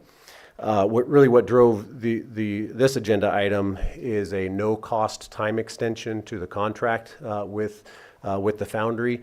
They had some delays of a personal nature that county staff felt were justified to allow the extension, and especially since they're in progress with a lot of work. So it's also an opportunity as the board is considering that amendment, extending time for 6 months. So to address that piece, it would be a 6-month extension out to December 30th, 2025. So we anticipate this being completed in the next 6 months or so. It's also an opportunity to present what we're calling the maquette. This has been done for, I think, about a year, give or take. And I saw some pictures of the castings that are done, life-size castings. So there is progress above and beyond the maquette here. But it really is, it's been a labor of love, going back not just years, decades, but generations, certainly. That's an opportunity to really honor the Lake Como people. So it's here we are with at least something tangible to show that we're working toward that. So I'm going to pause there because the work has been done by others, not me. I'll invite Carolyn, Anthony, Katie, if you'd like to speak, but really it's an opportunity for the board to see this. Consider, of course, the amendment. And Johanna, let me ask you if there are any on Zoom that may have joined. It would be, is it Les or is it Millie Simon? Millie, okay. Les or Millie. Yeah. Supervisor Sabatier? I'm wondering if we can put the maquette in an area where we can zoom on it on the camera so that people on Zoom, people on PEG TV can really see it. Sam up here? Yeah, Yeah, there you go. Yeah. we can There turn you it too so they can see it all. I'll turn it in a little bit. Yeah. I think it looks amazing. Oh, I love it. Yeah, I know Thank you. Les and Wanda Quitaquit and Millie, they put a lot of work into this. There's other notable elders that have from the Native community that have as well. They always are on me. I mean, everybody for so they can see all yeah, sides. that'd be great for donations, because I know this is a initiative to catch donations to ensure that. Yeah. Yeah, the funding for this has been a combination of public donations, tribal donations, a grant from the, oh boy, I forget it in writing here, but we did receive a grant, along with a contribution from the County Board of Supervisors. So all in all, we're progressing. Seeing this is certainly a milestone. All right. Yeah. All right, any other comments from the board? We'll open it up to the public. Yeah. Go ahead, Supervisor Sabatier.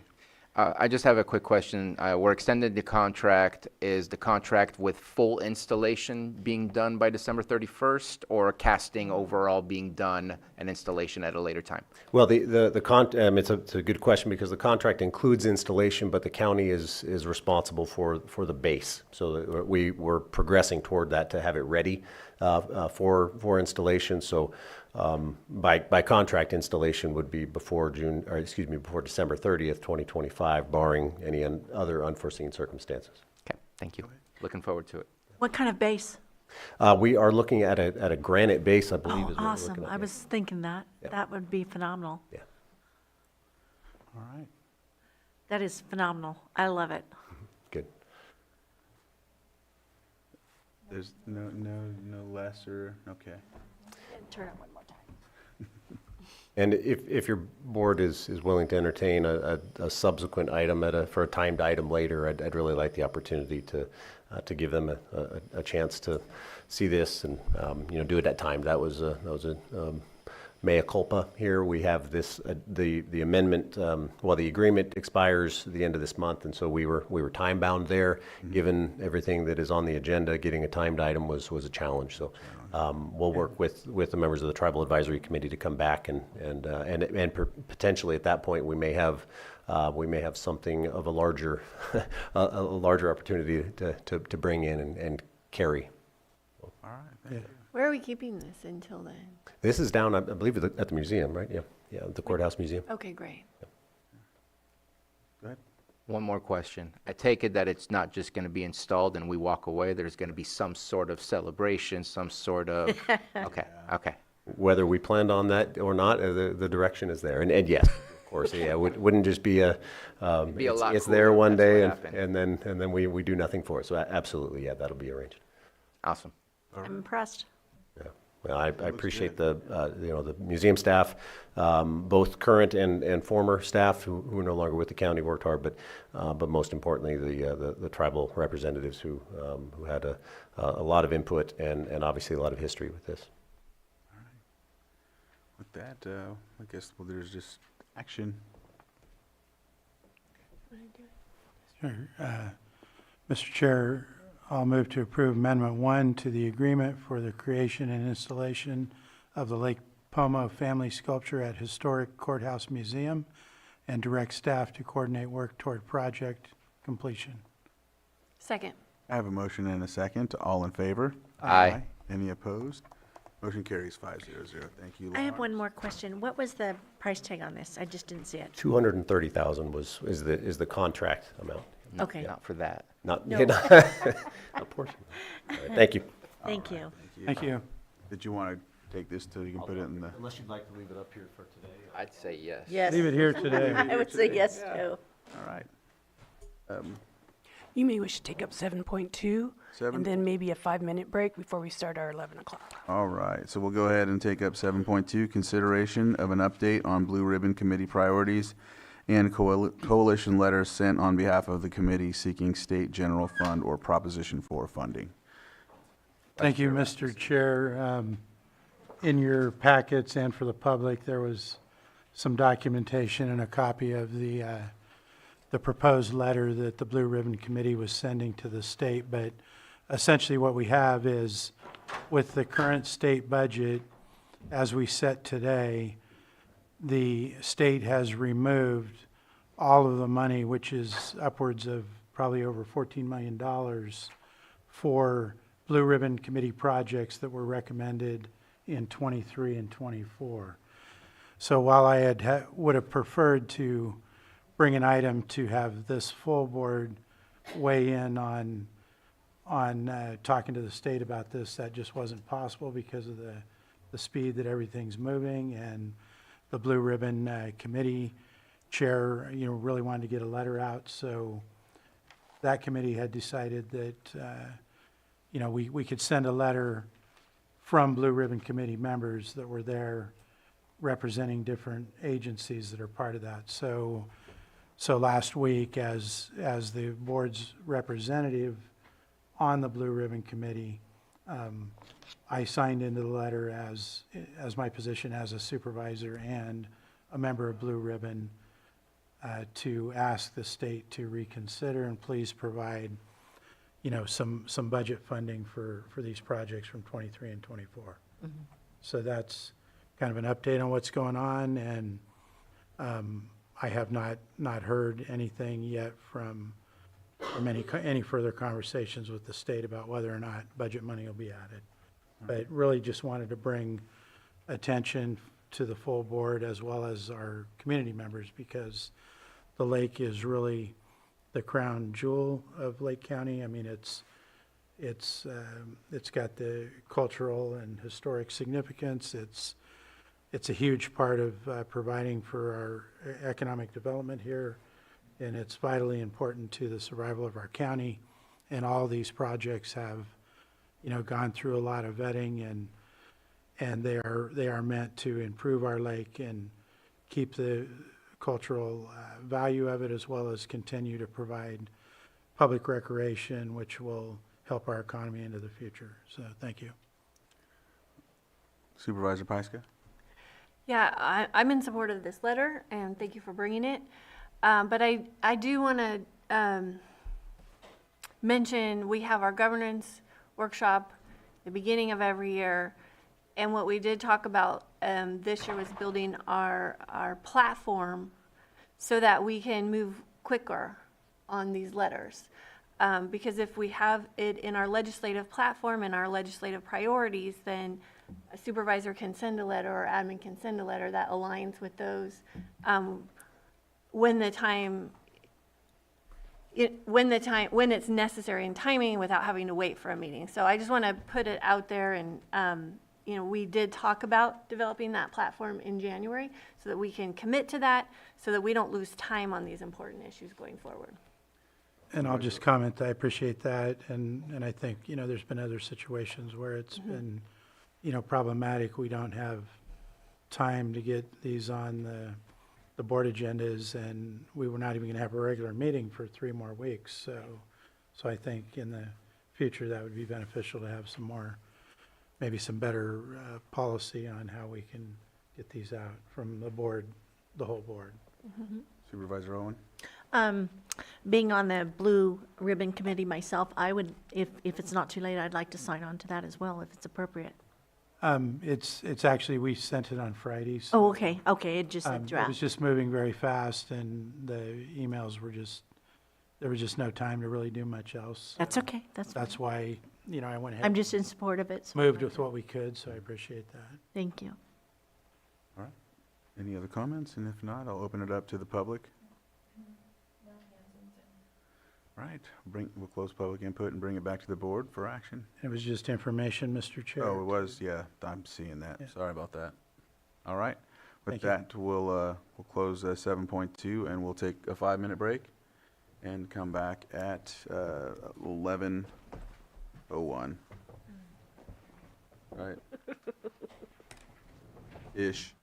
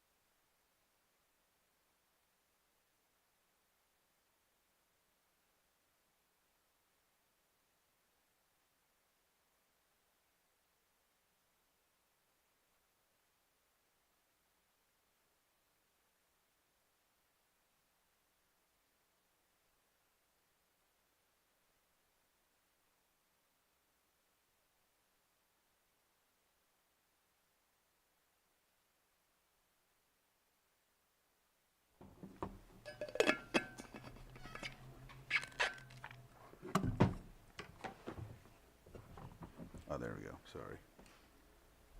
Okay, welcome back to the Board of Supervisors meeting. We're going to move on to 6.17, hearing consideration of appeal of Planning Commission's revocation of major use permit UP 20-50 for commercial outdoor cannabis cultivation of up to 110 square feet located at 26102 19N 16 Road, Lake Pillsbury, APN 001-030-36, permittee John Evans and Pillsbury Family Farms. Community Development Director Maria Turner. Go ahead. Mr. Chair. Oh, yeah, and we'll have to make sure everyone's sworn in that is here on behalf of this item and hearing. Okay, if you're on Zoom and you want to give testimony, please raise your hand in Zoom so I can do the swear-in. I'm an attorney on behalf of the farm. Would you like me to swear in as well? That would not be necessary because attorneys typically don't provide testimony. Great. It's just arguments. Thank you. I see no hands on Zoom. So if you're in the chambers, please raise your right hand. Do you solemnly swear that the testimony you're about to give will be the truth, the whole truth, and nothing but the truth? I do. All right. Thank you. All right. Good morning. Maria Turner, Community Development Director. You have before you today an appeal of the Planning Commission's revocation action for major use permit UP 20-50 for Pillsbury Family Farms. I would just like to highlight a few items in the Planning Commission staff report of the project timeline. On January 27th, 2022, the major use permit was approved by the Planning Commission. It included the following conditions of approval. A10, all applicants and/or employees shall undergo and pass a live scan background check by the Lake County Sheriff's Department. A6, and this is just a portion of it, all necessary permits shall be attained from applicable federal, state, and county agencies having jurisdiction over this project, prior to this use permit being of any force or effect, including but not limited to the Department of Cannabis Control. This use permit was for outdoor cultivation of cannabis of up to 110,000 square feet. As the board is already aware, California has a dual licensing requirement, which requires both a state license and a local permit in order to operate legally. So the use permit was granted on January 27th. Following that year, or in that year later, on August 6th, is when the state received the application for a state license. Our annual site monitoring visit took place on October 12th, that same year, 2022, and cultivation was observed. This is without a state license and without a live scan for the LLC partner director, chief financial officer, and main farmer, Mr. Quayle. That next year, mid-year that next year, on July 24th, 2023, the state license was issued. September 1st, 2023, on the next annual site monitoring visit, cultivation was again observed, and still no background check for Mr. Quayle. April 9th, 2024, I sent a notice of intent to revoke for two reasons. One, cultivating without the state license in 2022, and multiple years of no live scan report for Mr. Quayle. Mr. Quayle did respond to that letter requesting more information regarding the reasons for the disqualification. And actually, sorry, let me go back. On April 9th, the notice of intent to recommend revocation was issued. On April 12th, live scan application for Mr. Quayle was submitted to the sheriff's office. This process that goes to the sheriff's office gets sent out for the federal background check, comes back with a detailed report to the sheriff's office, and then they send community development a one-page report saying this person is either qualified or disqualified to participate in a cannabis-related business. They do not tell us the reasons for it, but the criteria that they use in their deliberation is listed on their application and is included as one of the attachments from the Planning Commission hearing on your agenda item. When Mr. Quayle requested additional information regarding his disqualification, we directed him to the Sheriff's Office for more information.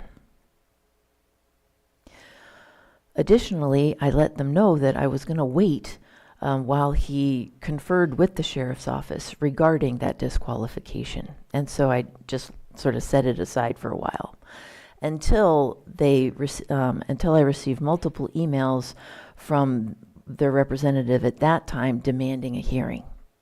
So I scheduled a hearing before the Planning Commission, and the Planning Commission took action to revoke the use permit. A request for appeal was received in a timely manner and listed 5 reasons as its basis for the appeal. So I will now go into staff response to those 5 reasons. The first was the applicant diligently pursued its state license. Again, I would refer back to the timeline. The use permit was issued in January. The license was not applied for until August. And cultivation began that season without the state license and without the background information or the background check. Section 23.13, subsection 1, subsection, I don't know the lawyerese for that one, but I. Romanet. Thank you. Allows for major use permit to be deemed authorized to engage in cannabis cultivation in instances where there is an actual delay in the state's processing. It is this department's position that cultivating prior to submitting your license application does not constitute a delay on the state's part. The second reason for the appeal is that pending criminal record expungement should delay board action.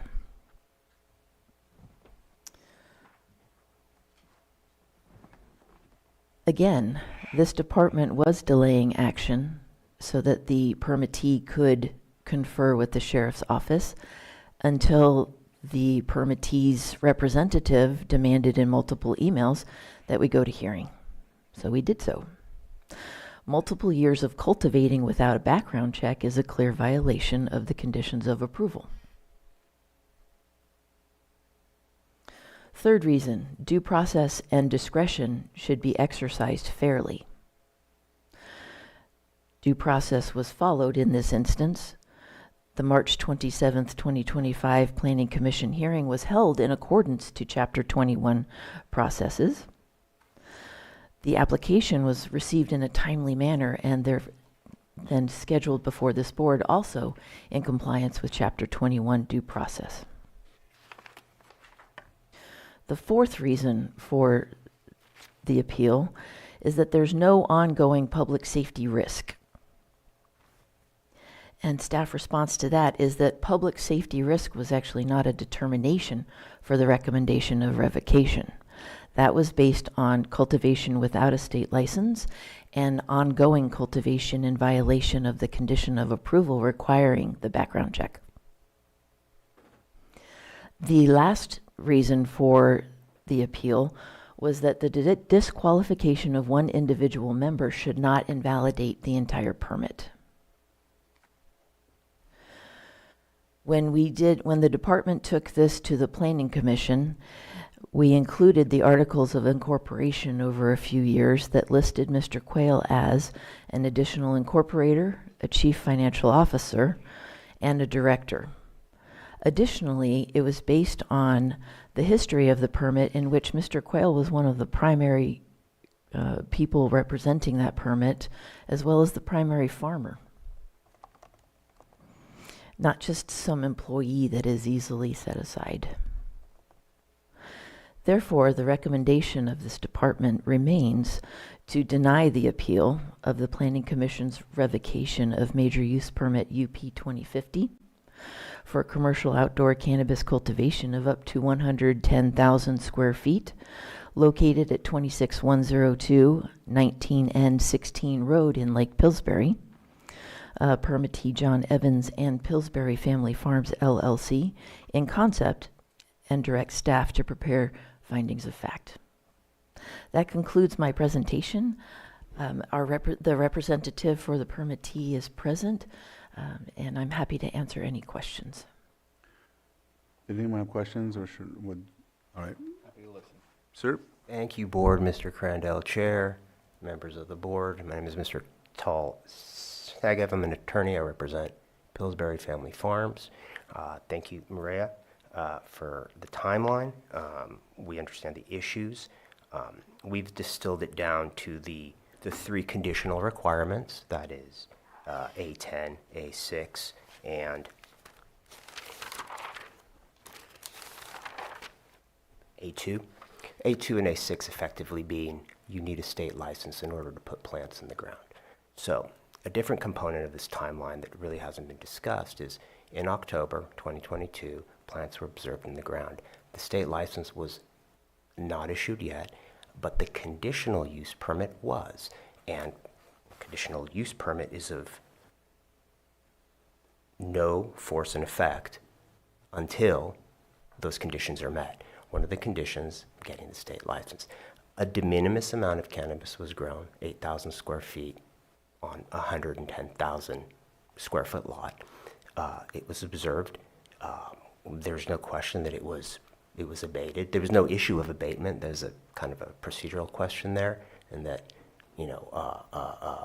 an officer was there, but no, abatement notice was issued. Nevertheless, I don't think there's any dispute that the crop was destroyed. It's gone. It was dealt with.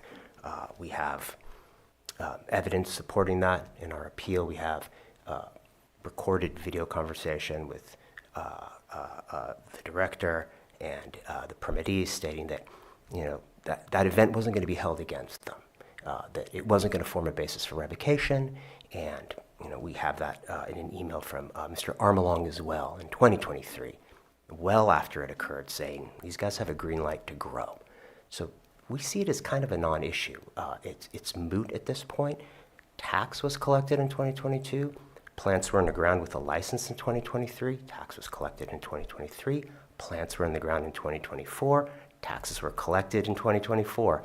We're grappling, trying to understand why this de minimis cultivation, kind of right in this nebulous timeline after the conditional use permit is issued, but before the state license is issued, is now, almost 3 years later, forming the basis for revocation.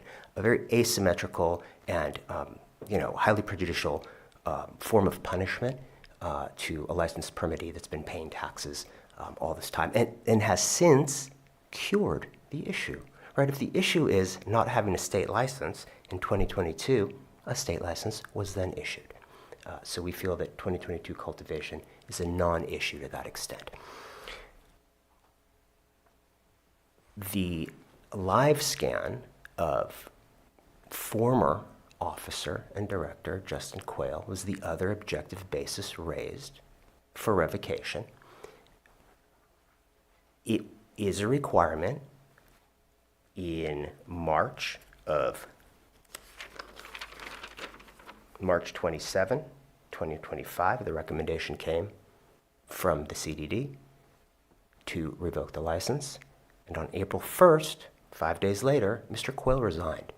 And there had been communications between him trying to expunge his record. He did subsequently, successfully, in Sonoma County Superior Court, reduce felonies down to misdemeanors and have those misdemeanors expunged.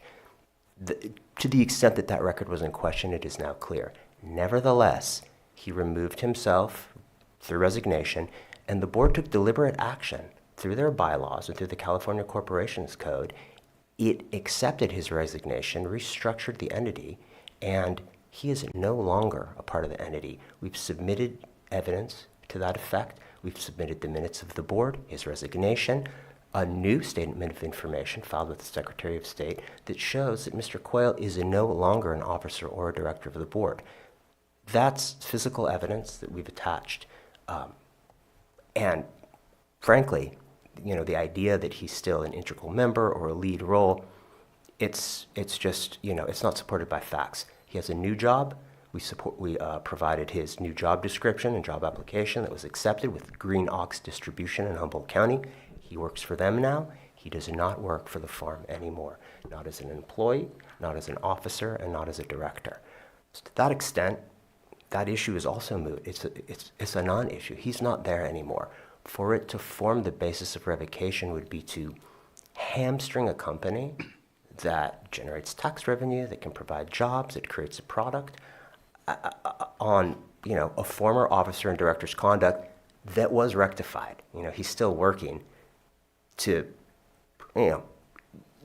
get his record expunged to a point that would be acceptable. But it's a long process. It's a long road. These cannabis offenses are they're draconian. They're antiquated. It's hard. You have to go through the court proceedings. It costs a lot of money. It takes a lot of time. He's working on it.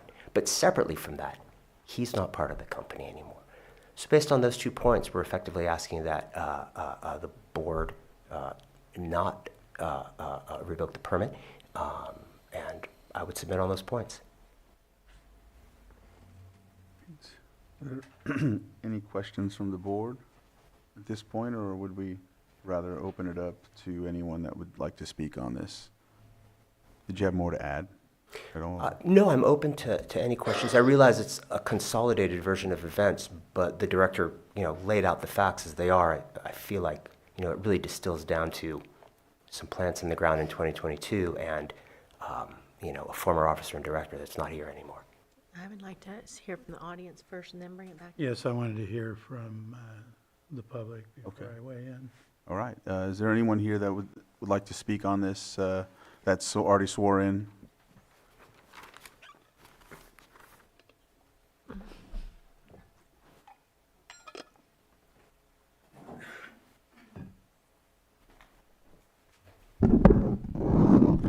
Hello, my name is Skylar Lewa. I'm Pillsbury Family Farms. And one of the things that I've followed along with this county, the Cannabis Task Force, and everything is that, honestly, my farm is truly a model farm. You guys are asking and chasing the money in the structure and all these different shell companies that cannabis is trying to hide under, when in reality, the water board requires that the property owner be on that application. We did that. The county requires that the applicant, the landowner, can be on that. We did that. We took it a step further and said, let's put the landowner on the company. We did that. We have been doing everything we possibly could. We have been as transparent as possible, but that transparency has been used against us, and it's a new term that I've had to come to accept, but it's really hard. It's called coerced compliancy. And that's what happened here. In February 7th of 2025 of this year, we asked Maria, what else do we need to do? She said, you have to go to the sheriff's office to get the sheriff to change his mind. Nowhere in the state of California have I found that we have to go to the sheriff directly to get them reverse their decision on a background disqualification. That process is done through the courts. He did that. But yet she still pushed forward, and you've seen that on March 27th of 2025. This director is going backwards and setting your county back in the Reagan eras where there still is a war on drugs, where people with expungements don't have a chance in this county. And that is truly, truly terrifying to exclude people that go through that process.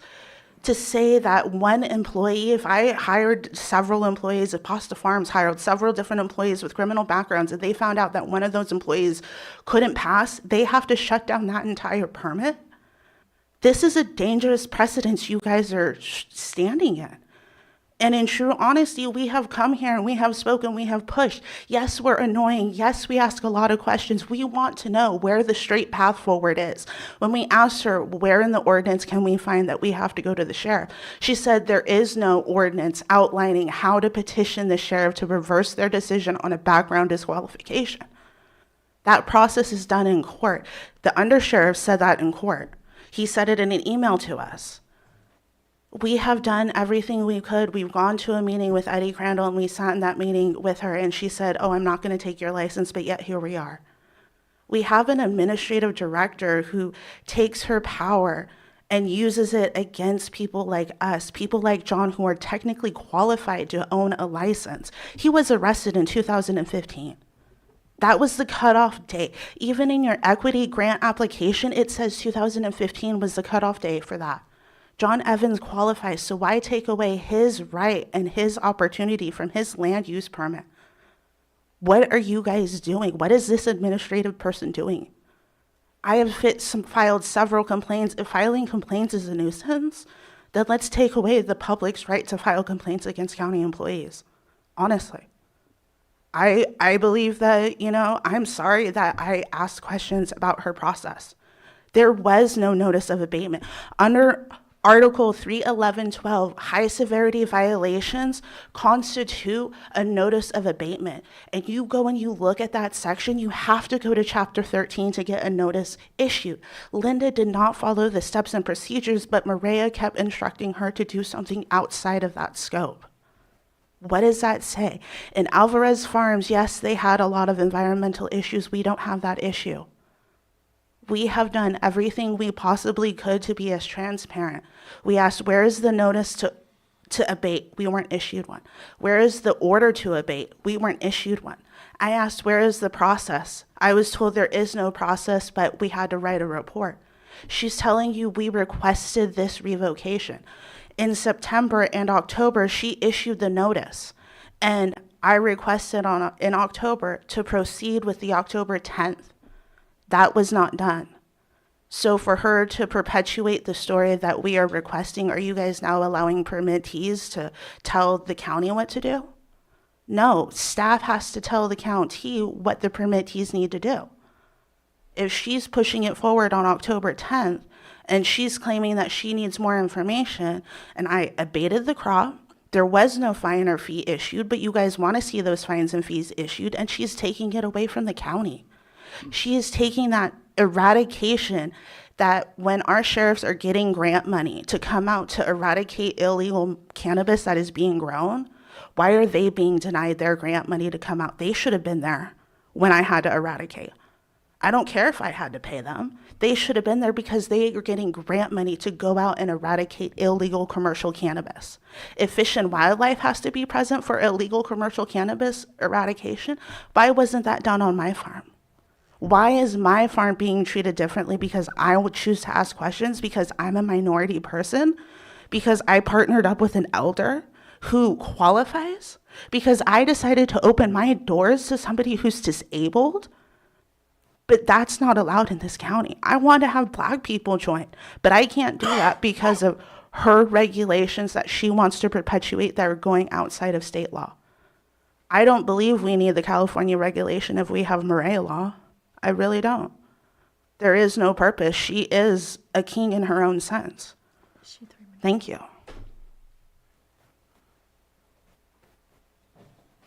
Did you want to speak to that or wait till? I'll wait. Okay. Sir? I would just reiterate a number of points that our position is that 2022 was de minimis and a non-issue. There are procedural deficiencies. I appreciate that they were raised. Maybe I didn't push them hard enough, but if you look at attachment 6 of the March staff report, it's riddled with issues. The check boxes aren't checked. It says, in quotes, it needs further review. There's no mention of a background check in it. Follow-up needed.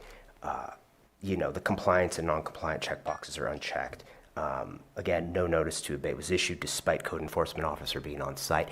These are procedural shortcomings on the county's part, no doubt. And that's, that happens. It happens. There's procedural missteps on the permittee's part as well. This is a new era we're living in. 2016 changed the world for everyone. And I think, we're in those growing pains. But I think there's some asymmetry in revocation. It's as the farm just pointed out, they're model permittees. There's no other issues. They got their state license. That's a lot of work, a lot of time, and a lot of money.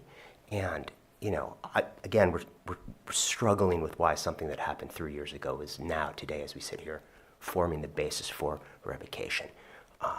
And again, I'd highlight that the only issue that was brought up was Mr. Quayle's live scan. Everybody else is in compliance. Mr. Evans is in compliance. The farm's in compliance. And, you know, Mr. Quayle he's out as a result. And it is hurtful to the farm, and they do feel that, and there's emotions here. But I think objectively, you know, what we're looking at is, does a non-qualified individual still play an active role, an integral role in the corporation? And he does not. And I think that's what the board needs to hang its hat on. And if that's not the case, if there's new evidence that comes to light, or if the case develops, or if there's something shown to the contrary, that's a different issue. But that's not really in front of us. What we have is evidentiary documentation that the corporation acted deliberately as a body and reorganized as a result of the CDD's letter, March 25th. All right, sir. Mr. Evans, did you want to speak? Yeah, my name's John Evans. I'm the CEO of Pillsbury Family Farms and the owner of the property. I've been trying to get through this process for 6 years to get the license and establish our farm as a legal business in the county and contribute to the county in a legal manner, and was encouraged, was told that I qualified and was encouraged to become legal. And it has been a long, difficult struggle financially and to deal with all the regulations that come along with the relegalization. And we've tried our best to comply to those regulations, and we've had some issues, but to my understanding, they've been resolved. And at this point, if those issues are resolved, after all of my efforts to comply and become a legal business, I'm being shut down. And I have a difficult time accepting that as reasonable after all the things I was told about being encouraged to become legal, and that you were going to try to facilitate and help us comply with the regulations and become a legal operating farm in the county. And after all this struggle to see it come and be denied so cavalierly, I have problems with that. So I'd like to see our license continue and to have a better relationship with the county and maintain our business and contribute to the community and the county. So that's what I have to say. Thank you.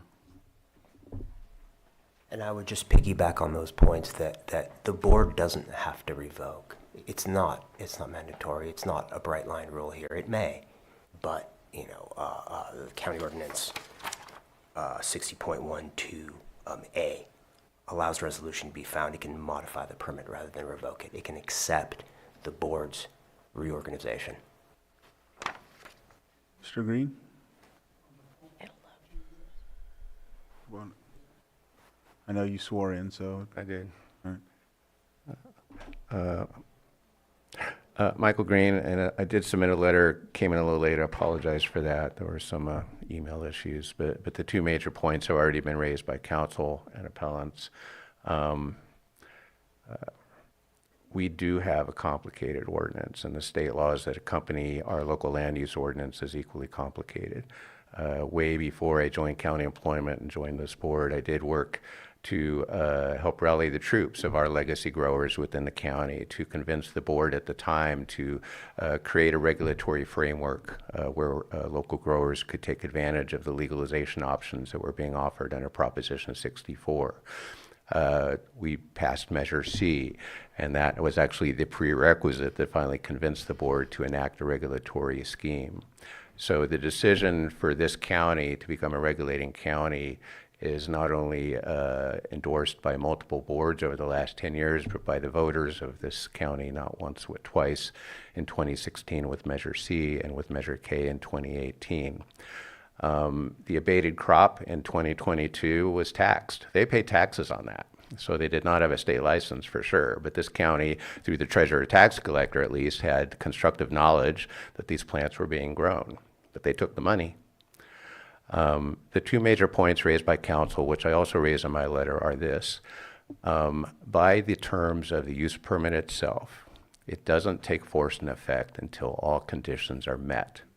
So when code enforcement went up there with the inspection for the compliance in October 2022, and they noted right there that it didn't have a state license, that in and of itself should signal to community development and to you today that the use permit itself at that time was of no use and effect. It was still a work in progress. It needed to be perfected by future work and future showings by the applicant. And that happened. Now, I'm not aware within the county process that there's any final checklist that is made, but when the 2023 inspection was made and a state license was observed and there were check boxes for all the employee checks, even if they were mistaken check boxes, that signals to me that at that point in time, CDD was satisfied that they had complied with the use permit in all material respects. So if there was a problem in 2022 that should have blocked that finding, what happened to that?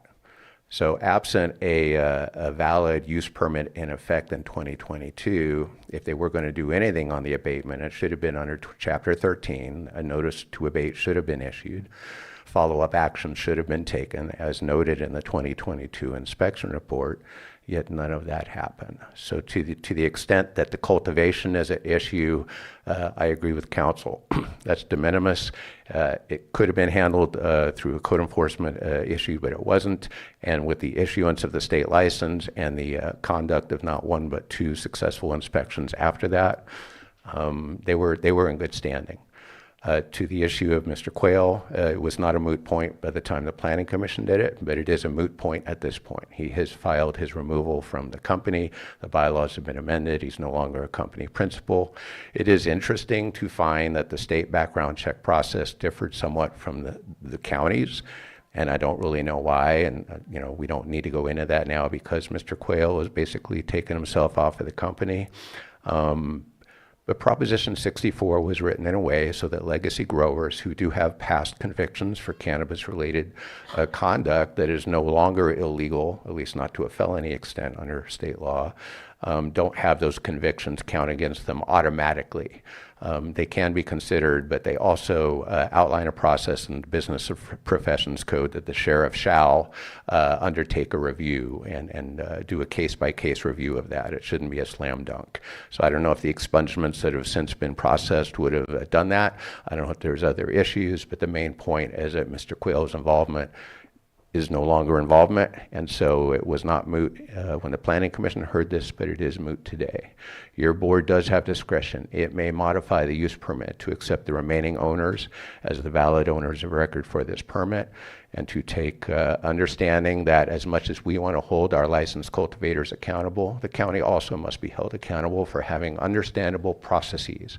And unless and until we find a final checklist that is going to let a grower know that if they pay their taxes and they get their state license, but they didn't hit other check boxes on the county process, let them know that so that we can have common agreement between growers and the county as to you got your state license, you satisfied your use permit, you're active now, and now we're going to process you and violations under Chapter 21 instead of Chapter 13.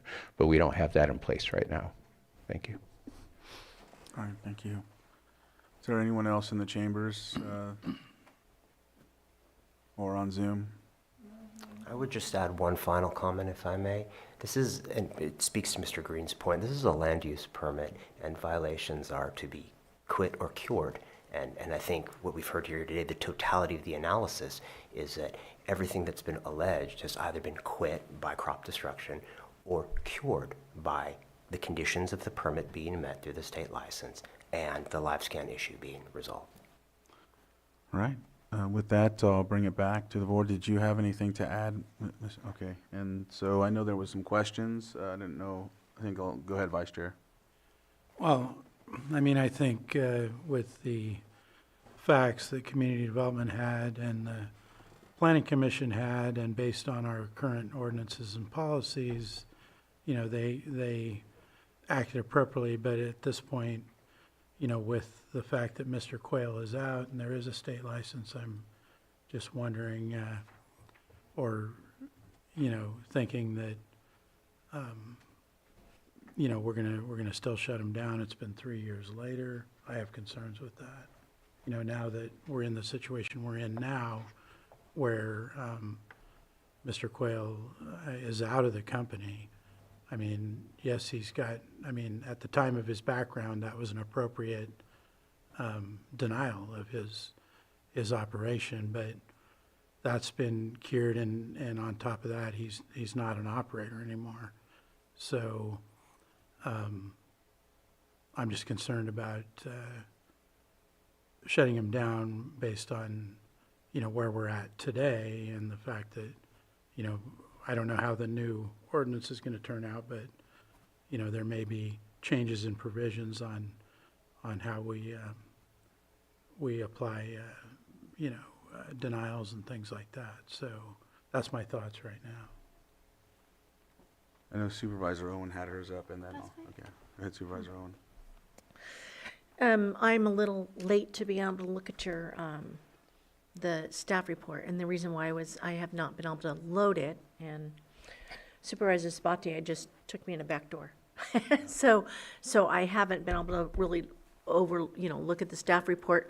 However, the Planning Commission, when did this come before the Planning Commission? March 27th of this year. Okay, and has it been revisited since Mr. Quayle has removed himself? An appeal was filed on the Planning Commission's decision, so it would not have gone back to them. After he left? Right, the due left process would have directed that appeal to the board. Okay, thank you. And then I still have some concerns on prior activity, prior to being, before it was legal to actually grow. So I do share your concerns as far as setting a precedent from the landowners and the growers, taking advantage prior to it being legal and set in stone that they actually can grow. So I do have concerns with that, as I believe it does set kind of a mindset. With him removing himself, that does help with that. That process, as far as alleviating one of the issues. There was 3 issues, and again, like I said, I haven't been able to fully read this because I didn't have access to it. Thank you. If I could clarify, there were actually 2 issues, 2 main ones. One was cultivation without the state license in 2022. The other was cultivation for a number of years without satisfying the requirement for a background check. Mm-hmm. Mm-hmm. And that's what I said. I do share your concerns with that. And I'm sorry if I made the first requirement for the background check that we were notified of came in March 27, 2025, and 4 days later, he resigned. In other words, if there had been earlier requests that haven't been documented, we don't have them on the record. I don't have them on the record. I don't know if it's part of the initial application process, but it came to our attention at council that on March 27, 2025, he was not cleared. And through our guidance and through their deliberate decision-making, he left to avoid any uncertainty. That was the basis for that move, and it wasn't taken lightly. But the growing prior to it being legal to grow, having your licenses, that separate issue goes to early activation, which I'm also struggling to unpack. We don't have a lot of documentation on early activation. The planning director has laid out an excellent timeline. We can see how it happens. You have a legacy grower. You have Prop 64. You have the county looking to lockstep with the state. And you have divergence. There's questions. Mm-hmm. You have the conditions of the use permit starting to get met. metric, land use, CEQA. All of these things are occurring. We have this in our appeal. We have communications back and forth from the director to the permittee. It happened. It's not a big deal. We understand. We understand. We understand. We hear this over and over again. It just gives rise to it's unsettling. We don't really understand why now it's forming the basis. All right. I don't have any early activation documentation to provide for you, but I just want to bring that to light. All right, thank you. And next time, wait for me to give you authorization to, yeah. So because sorry, It's Chair. I okay, it's apologize. okay, but they have questions. I want to make sure they get them in. I know you'll be able to answer them after they ask anyhow, but I just want to make sure they get theirs. Chair Crandall, if I may Yes. respond to that. The conditions of approval were signed by the permittee. They're public documents. They're available to the applicants prior to the Planning Commission hearing and are open for any amendments at that time. They were signed by Mr. Evans. The background checks for Mr. Evans and Ms. Lewa were actually submitted early on in the application process, just not Mr. Quayle's. So I'm pretty sure that the applicant and subsequent permittee were aware of the requirement of a background check. Supervisor Pyska? So just a question about that. Is March the first time, like, when did your department ask for that background check? It wasn't until I was doing a final review of the permit that I realized that only 2 of the 3 permittees had submitted a background check, and Mr. Quayle's was missing. That's when I notified them. And that was in just this spring? It was prior to issuing that notice of intent to revoke. I sent out an email asking if you have record. We have no record of Mr. Quayle's background check getting submitted. If you have record, please let us know. I did not receive anything, so I added that to the notice of intent to recommend revocation. Okay. And I don't know if you have any information on the state license, but were there any consequences for that first season growing without the license? The state license? Not that I know of at the state level. The day after our site visit, the crop was destroyed by our snowstorms. We considered that issue abated. Right, but cultivation still occurred regardless It of what did. happened. I don't recall. I know that we inquired to the state to see if there had been a state license at that time, received 3 declarations from staff at the state level that there was not a permit or a license issued at that time. So the state didn't push back to your knowledge? Not that I know of. Okay. And then they had the state license before they cultivated. The next year they received it while they were cultivating, but prior to harvesting, so we considered that fine. Okay, thanks. Supervisor Sabatier? Interesting. I see mistakes that have occurred from both sides that I want to help clear up. During the process of approving initially, there is a background check that needs to be done prior to an application being forwarded to the Planning Commission for approval. Am I correct on that? We do consider passing the background check as a completeness item, yes. Okay. So That is a change apparently from when this one was approved. And I feel like based on the inspections that says background checks, yes, that there was continued lack of knowledge that background checks were missing. We check for background checks of employees for annual site You only know what you know, monitoring. right? You only know what you know. You're only checking background checks on those that you feel should have the background check.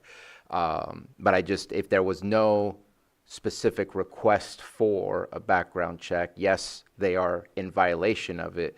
But if his name is on there from the beginning, I feel we made a mistake by missing that in the first place in 2022 when it was approved by and ongoing inspections. The issue of the 2022, I don't think you would have found yourself in any different situation, just because if they submitted it in August and they didn't get it until July, if they were provided approval from the Planning Commission in February. There's no way by October that they would also have a license, so they would have been in the same situation, and you would have found yourself in the same situation trying to figure out what do we do. The state's in process, because it was in process, but there was also 6 months delay in them even submitting that process. What's strange is that even after all of that, we went out to inspect. Their inspections actually look decent. There are some violations. I think they needed a demo for a building that didn't have a permit.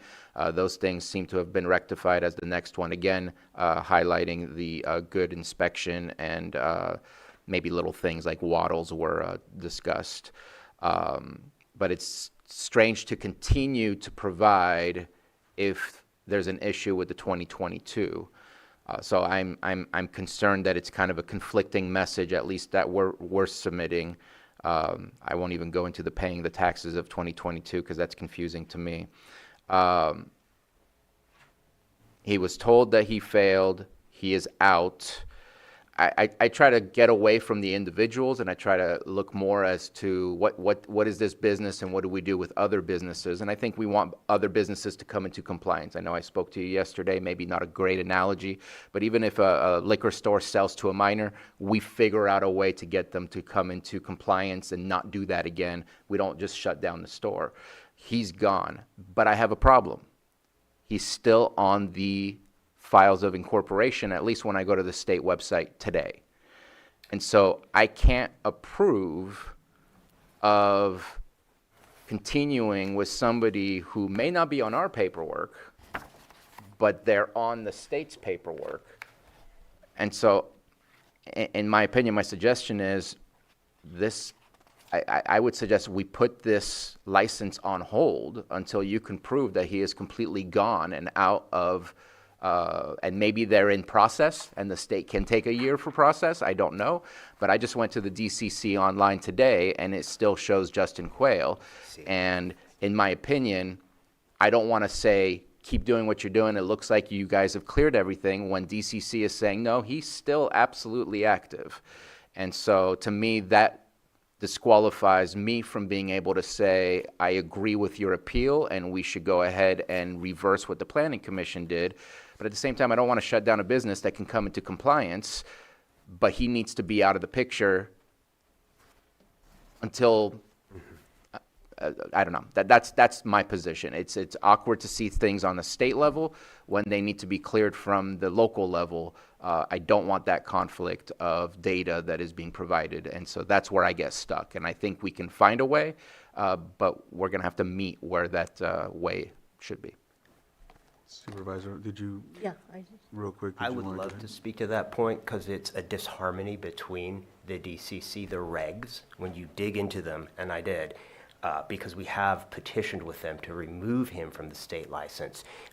They're actually at odds with us right now, and I cited this in my recent letter to the board. I'm at the Code of Regulations, section 15023, which is the DCC's licensing regs.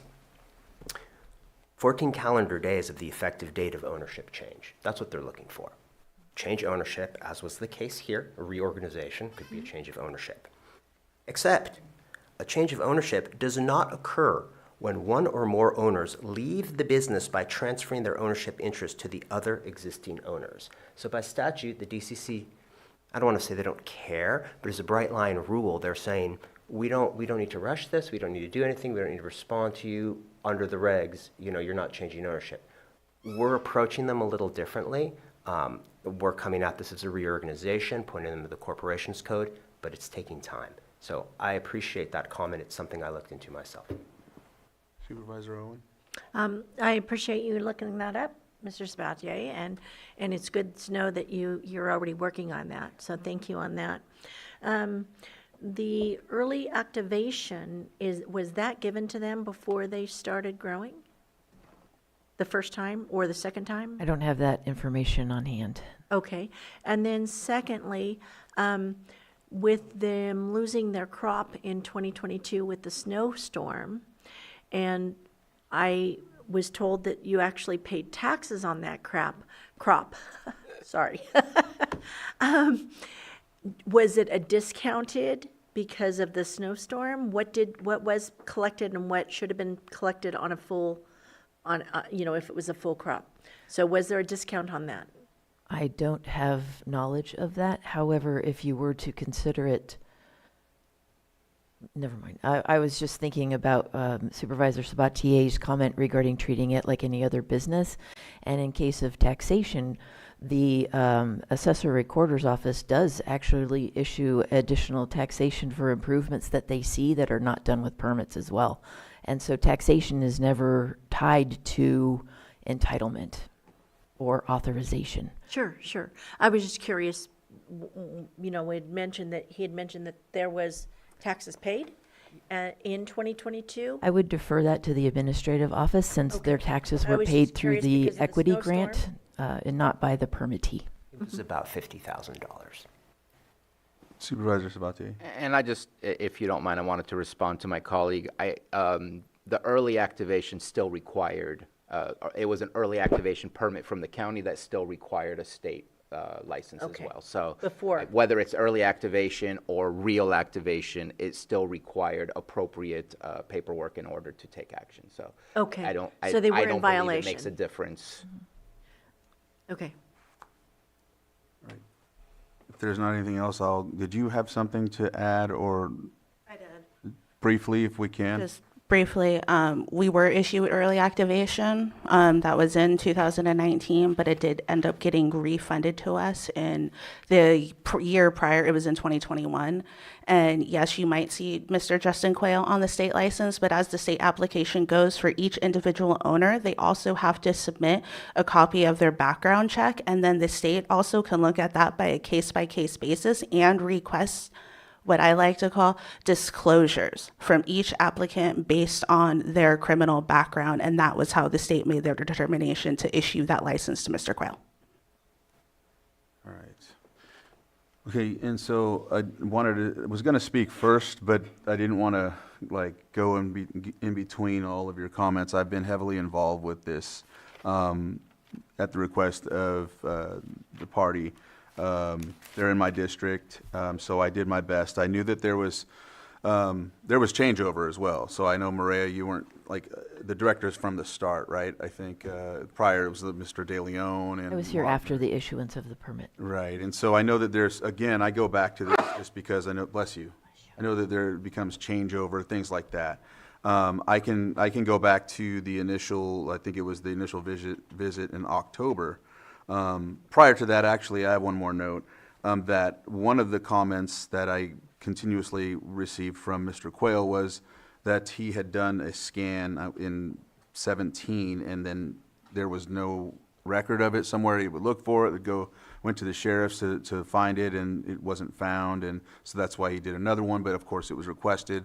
I just remember that being 2017? brought up, yeah, from their initial filing. I remember they filed back then, but for some reason it kind of sat in hiatus until 19. I'm not aware of what filing he would have been referring to. The sheriff's office and CDD both went back in our records and found no filing for Mr. Quayle. Though if it was in 2017, it would not necessarily have been connected in 2020 Right. when they applied for their use permit. And I just bring that up because I know that there was some folks that worked there previously as well that are no longer here that basically went through the paperwork at one time. Specifically, Satir Ham, I remember that being brought, and then there was a switch to Eric Porter, and then, it just, I don't even know if The sheriff's office also did not have any record. Okay. Did you?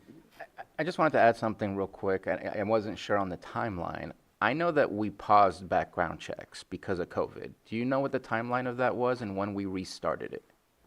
I was not here during COVID. I'm sorry. I'm not aware of any suspension.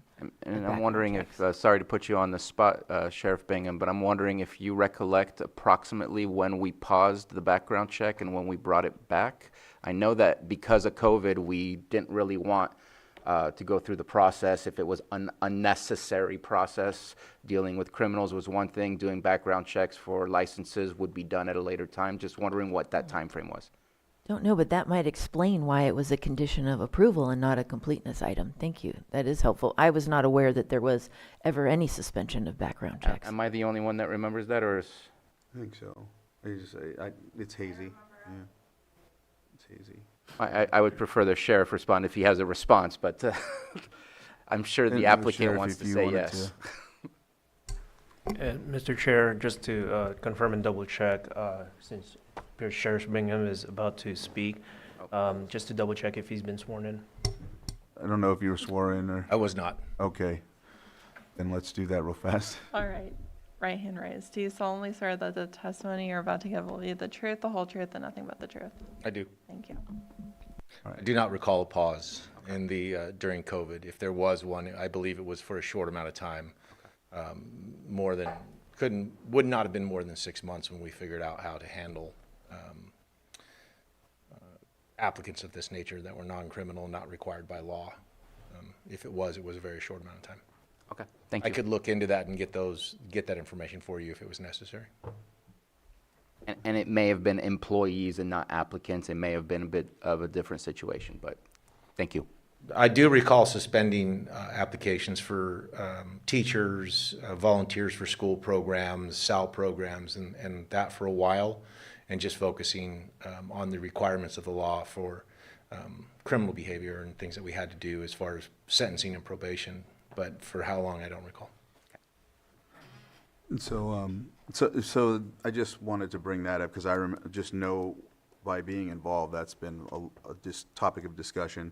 And back to the October meeting or the site visit, I went with Andrew Amelung and Linda as we went around the actual grow. And I know too that in being there was a mention about the structure that was recommended by a previous consultant. And I think that also plays a role in some of the issues is, they've hired consultants that, gave them some advice here and there. And I know that we talked about that in that one meeting that we had when you were on Zoom, and I think it was referred to earlier. It's unfortunate the person that consulted with isn't here. She's usually here. But I think at times that's where some of the mishap happens. We hire consultants and they give us recommendations and things happen. I don't know if that plays a big role, but I know there was a lot more engagement. I did hear, and I appreciate what you said, Mr. Green, about the small farm and purpose. I think that's been one of the things that, being on the planning commission as well and passing a lot of these rules for cannabis growing, it's always been the goal to bring people forward from this time frame of illegal grow and whatnot.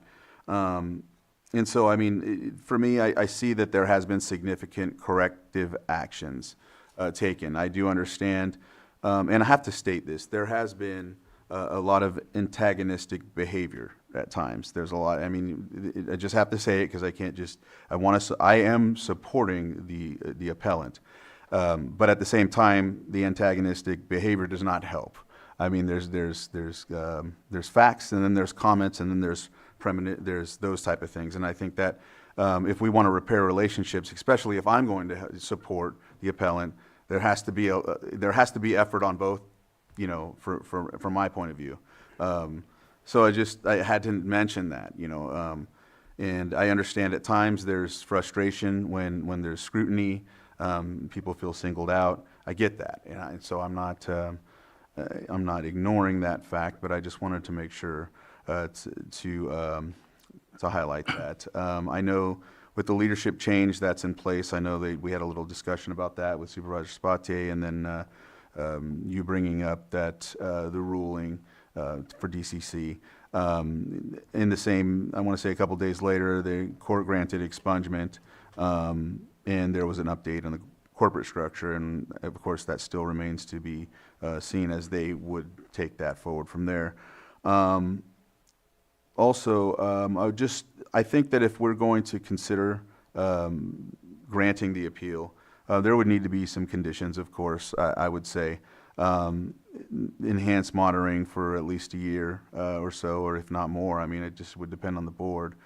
Quarterly compliance reports, and then immediate notification of any changes in corporate structure or key personnel.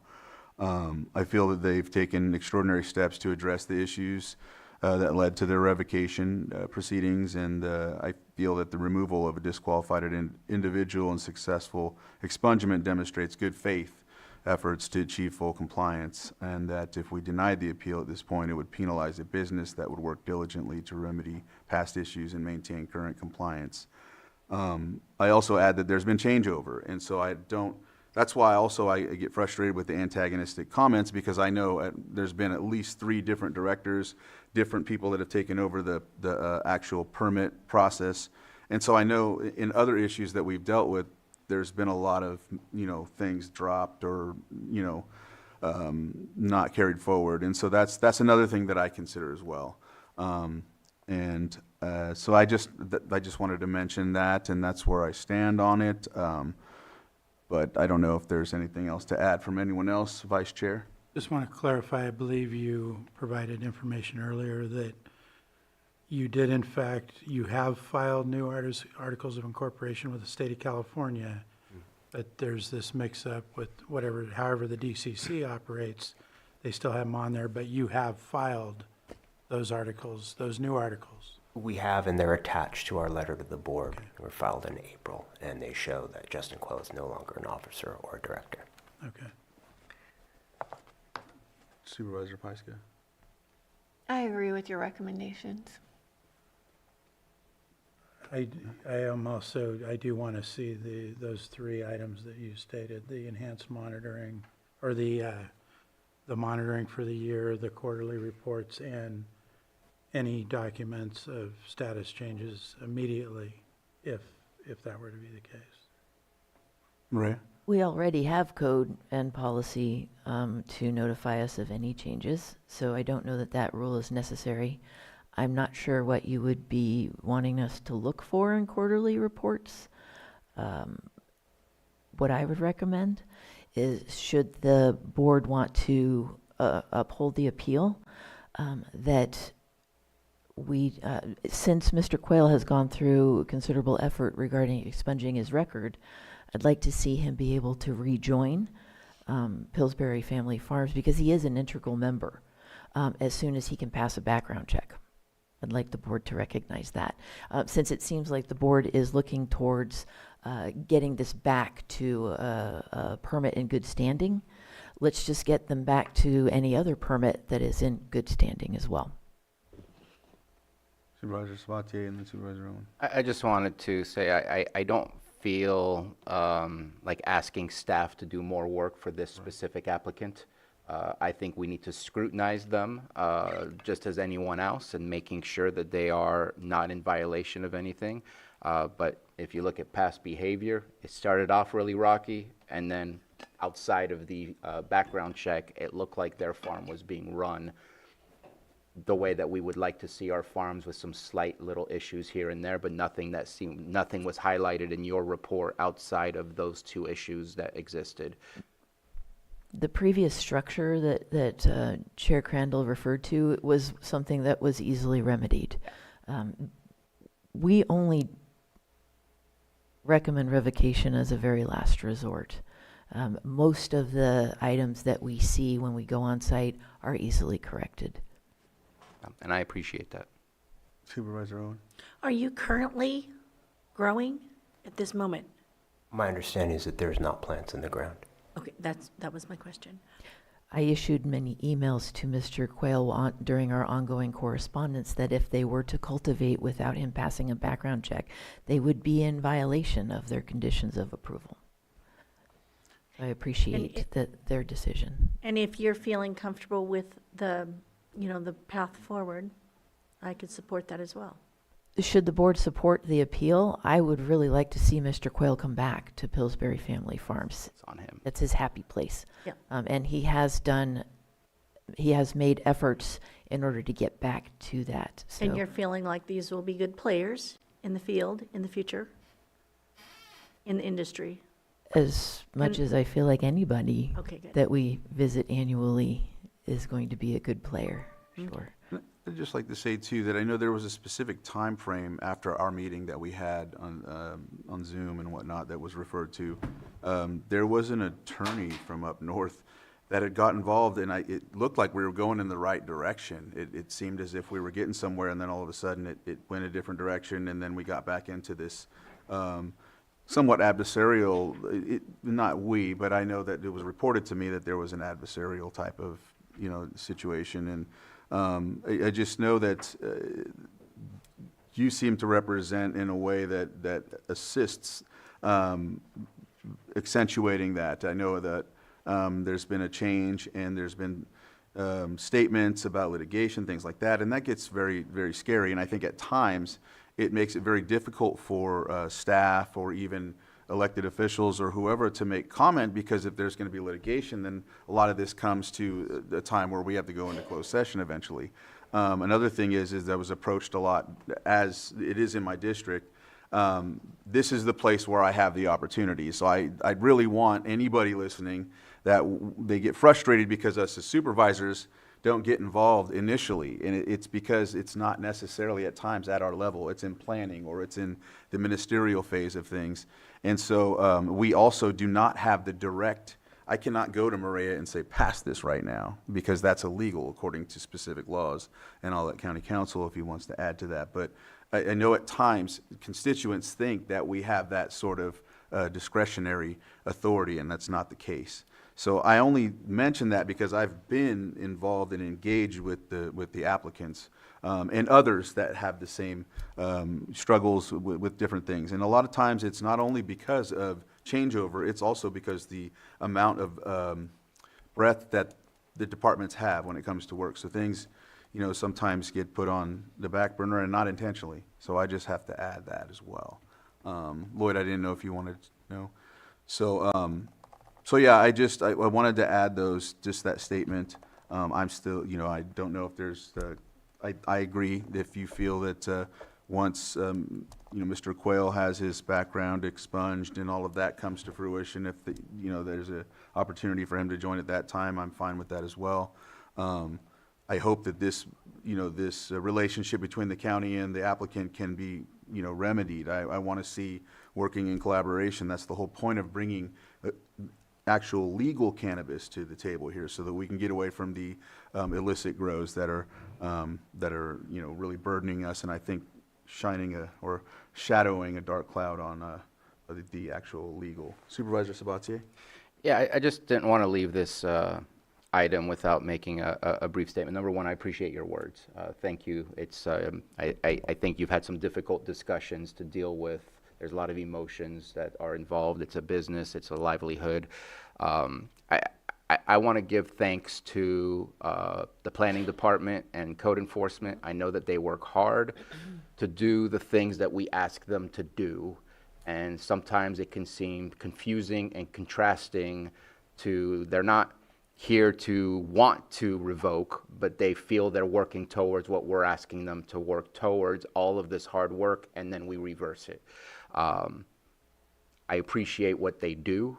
This is not a strike against them whatsoever. I hope it's not too frustrating with the amount of work that has gone into this process to get it to here, only to have it reversed. I think we are doing the right thing, but please keep doing the work that you're doing. I don't know how else to say it, but I just wanted to give kudos to your staff. They are not going out there to cause trouble. They are not going out there to create pain for people. They are doing the job that they believe is what we asked them to do, and there are times where there are some gray areas, and I think in this one we found ourselves in a gray area. I just would like to add on to what he said, that it's appreciated what the work you've done. And I think that with the removal of Mr. Quayle at this moment in time, until things can be expunged and be brought up to code, I think it was very appropriate, your steps. So thank you. And I think if it hadn't been for the changes, and even at the state level that has not came through at this moment, and since you've attached the copy of that, I think that that I could support. So Lloyd, I don't know if there's a specific way. So if your board wishes to grant the appeal with no conditions imposed, right?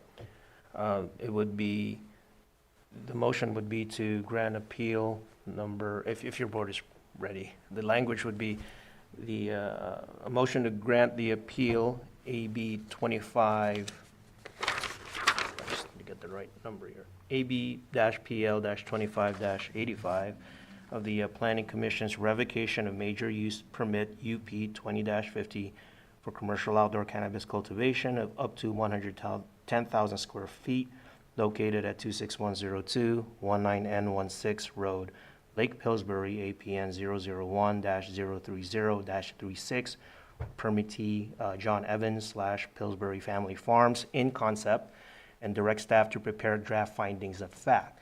And along with that motion, your board would need to point out what your board would be in disagreement with the staff report. So, in addition, as part of this motion, the granting of the appeal would be based on section 21-60.11A of the county zoning ordinance, which deals with the grounds for revocation of a permit for cause. And in addition, and as a supplement to that, it appears for your board's consideration, the granting of the appeal would be based on your board's disagreement with staff's findings that were made in the staff report alleging violations of conditions A2, A6, and A10 of that staff report. A2 and A6, I believe it's been covered already. That relates to the cultivation pending a state license approval, and then A10 deals with the live background check condition that's on that permit. So that would be the motion if your board wishes to grant the appeal in whole with no conditions. Supervisor's about to ask you. Yeah, I don't want to just approve of the appeal without putting in some terms, because there were violations, but we found they have been remedied and that we can move forward. I don't want to deny the fact that there were these violations. So the wording, I don't want to delete or erase something that actually happened. I think the remedy is what was important to us and the ability to come into compliance. And right now, I don't know that we have all the paperwork and everything in front of us to prove that Justin Quayle currently is no longer a part of this. I want to make sure that that's in there, because or else if we just approve the appeal, then nothing really has to change anymore because we just approved the appeal. I want to make sure we set certain things in stone, that this is what we expect to see, that until he can prove that it's been expunged and can pass a live background check, that that there's proof that he no longer is on the paperwork or things like that. I know we have some stuff, but I don't want to make assumptions that that is enough proof to go through that. Because if we just approve of the appeal, then even if there's still what we would suggest are violations as suggested by our staff, then that means we're okay with those violations. I want to make sure that it meets so that everyone else can meet that. I don't want to create a weird area where now others can also follow in that way. So I just complicated everything for that, but I would feel more comfortable if there were conditions within our denial that as long as proof has been provided that Justin Quayle is no longer a part of the business, and that the violations, while in existence at the time, have been remedied and have been found to be brought into compliance. Hence, we agree with the appeal to move forward and to continue the license and not revoke the license, something along those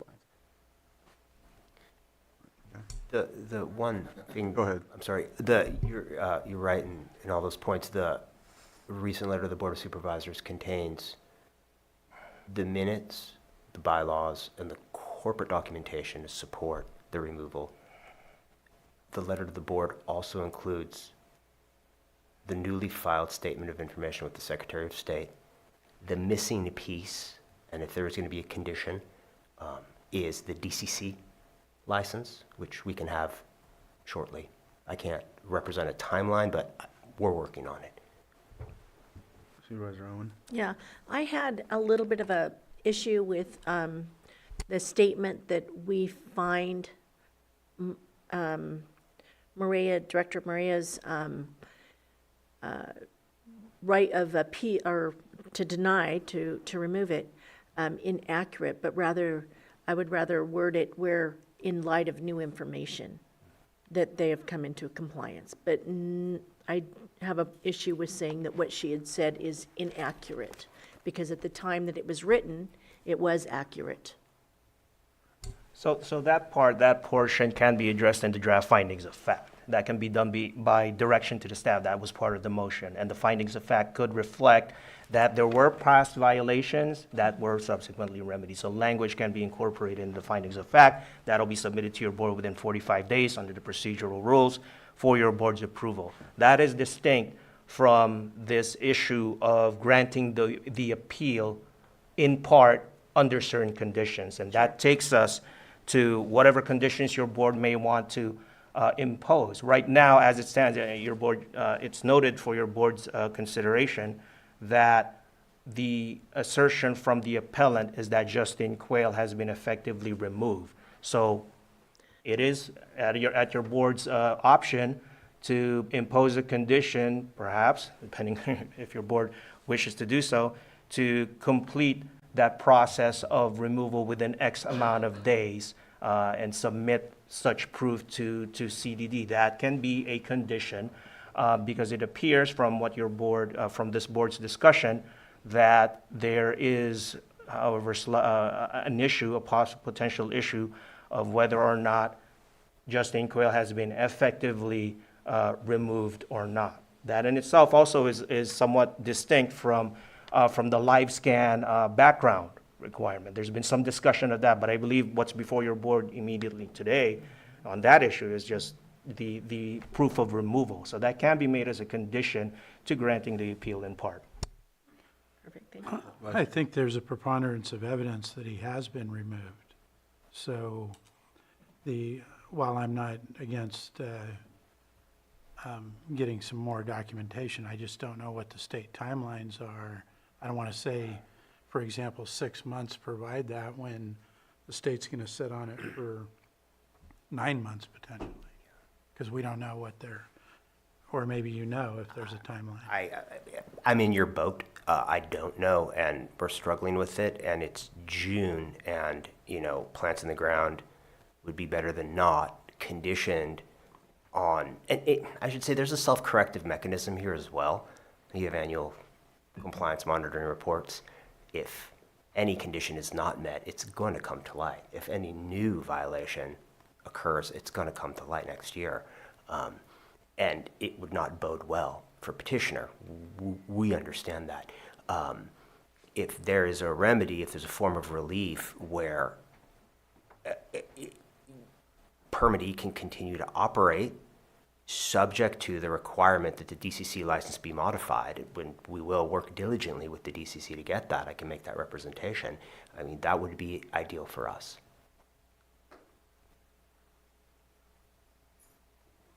What do you want, Mr. Chair? Well, I mean, if you're good with what's been stated, then, I'm fine with it as well. Yeah, and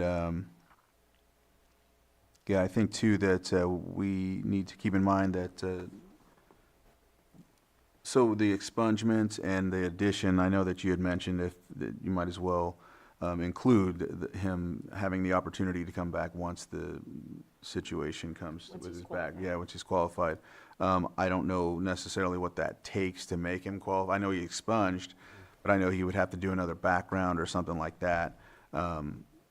I don't know how long that would take or how long we would need to make sure that, I'm just trying to think of a timeline as well. Well, for us, the timeline isn't important as much as receiving a report from the sheriff's office that Mr. Quayle is now qualified. And Mr. Chair, if I may, so the return of Mr. Quayle, initially that would be up to, because right now, appellant has alleged, has made the statement that he's been removed. Right. So him returning initially would be, at least in part, up to the appellant or the organization to bring him in. So that's not necessarily before your board as a potential condition. Okay. It would be, I'm sorry. Yeah, the sheriff is. And just for clarification on that, he would have to go through the courts, get an expungement from the courts, and then that could take some time to have it removed. from the criminal history information through the California law enforcement systems. So in order for my department to approve his fingerprint background check, it would have to be removed from his CINI through the California clutch system, not simply presentation of expungement paperwork from the Superior Court. It would have to be removed from the teletype system, essentially, NCIC and CLETS, for us to approve that. So when he ran his fingerprints and we got the CLETS return from DOJ, it would have to be expunged from that record before we could approve the permit. Thank you. That's actually what I was asking. I just didn't know how to. And if I may, while we greatly appreciate the comment that the director wouldn't want a restriction on the granting of the appeal that Mr. Quayle not be allowed, and I'm saying that the complicated way, we appreciate it, but that's not effectively the relief we're looking for either. We would treat him status quo, as though any other reorganization were to occur, as though any other employee or any other director or officer would want to come in.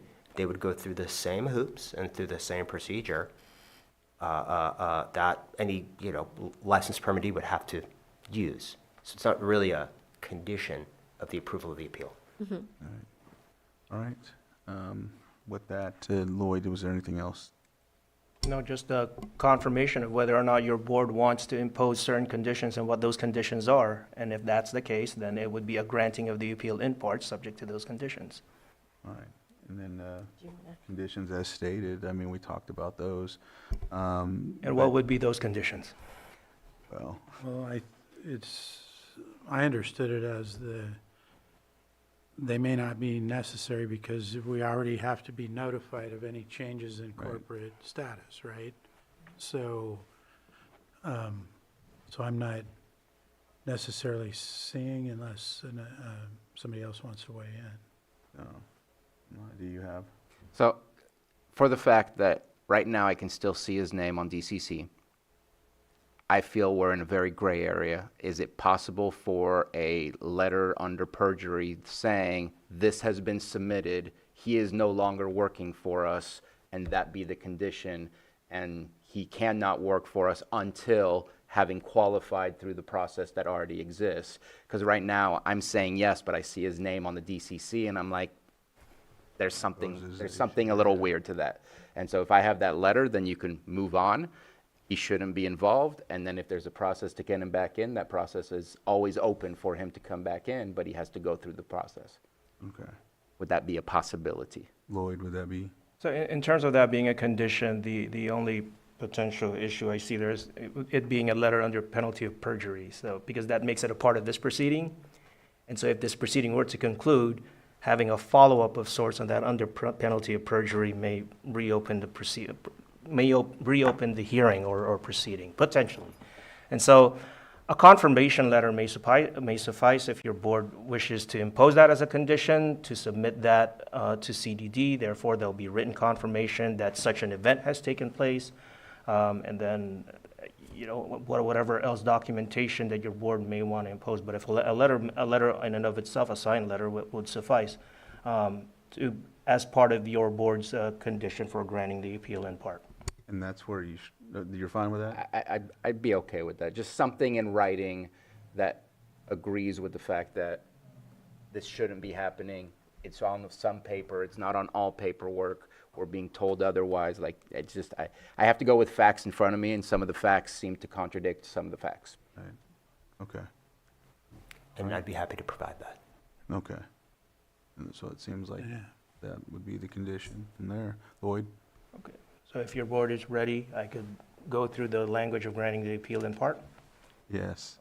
So the motion language would be the motion to the motion to grant the appeal, ABPL 25-85, in part of the Planning Commission's revocation of major use permit UP 20-50 for commercial outdoor cannabis cultivation of up to 110,000 square feet, located at 26102 19N16 Road, Lake Pillsbury, APN 001-030-36.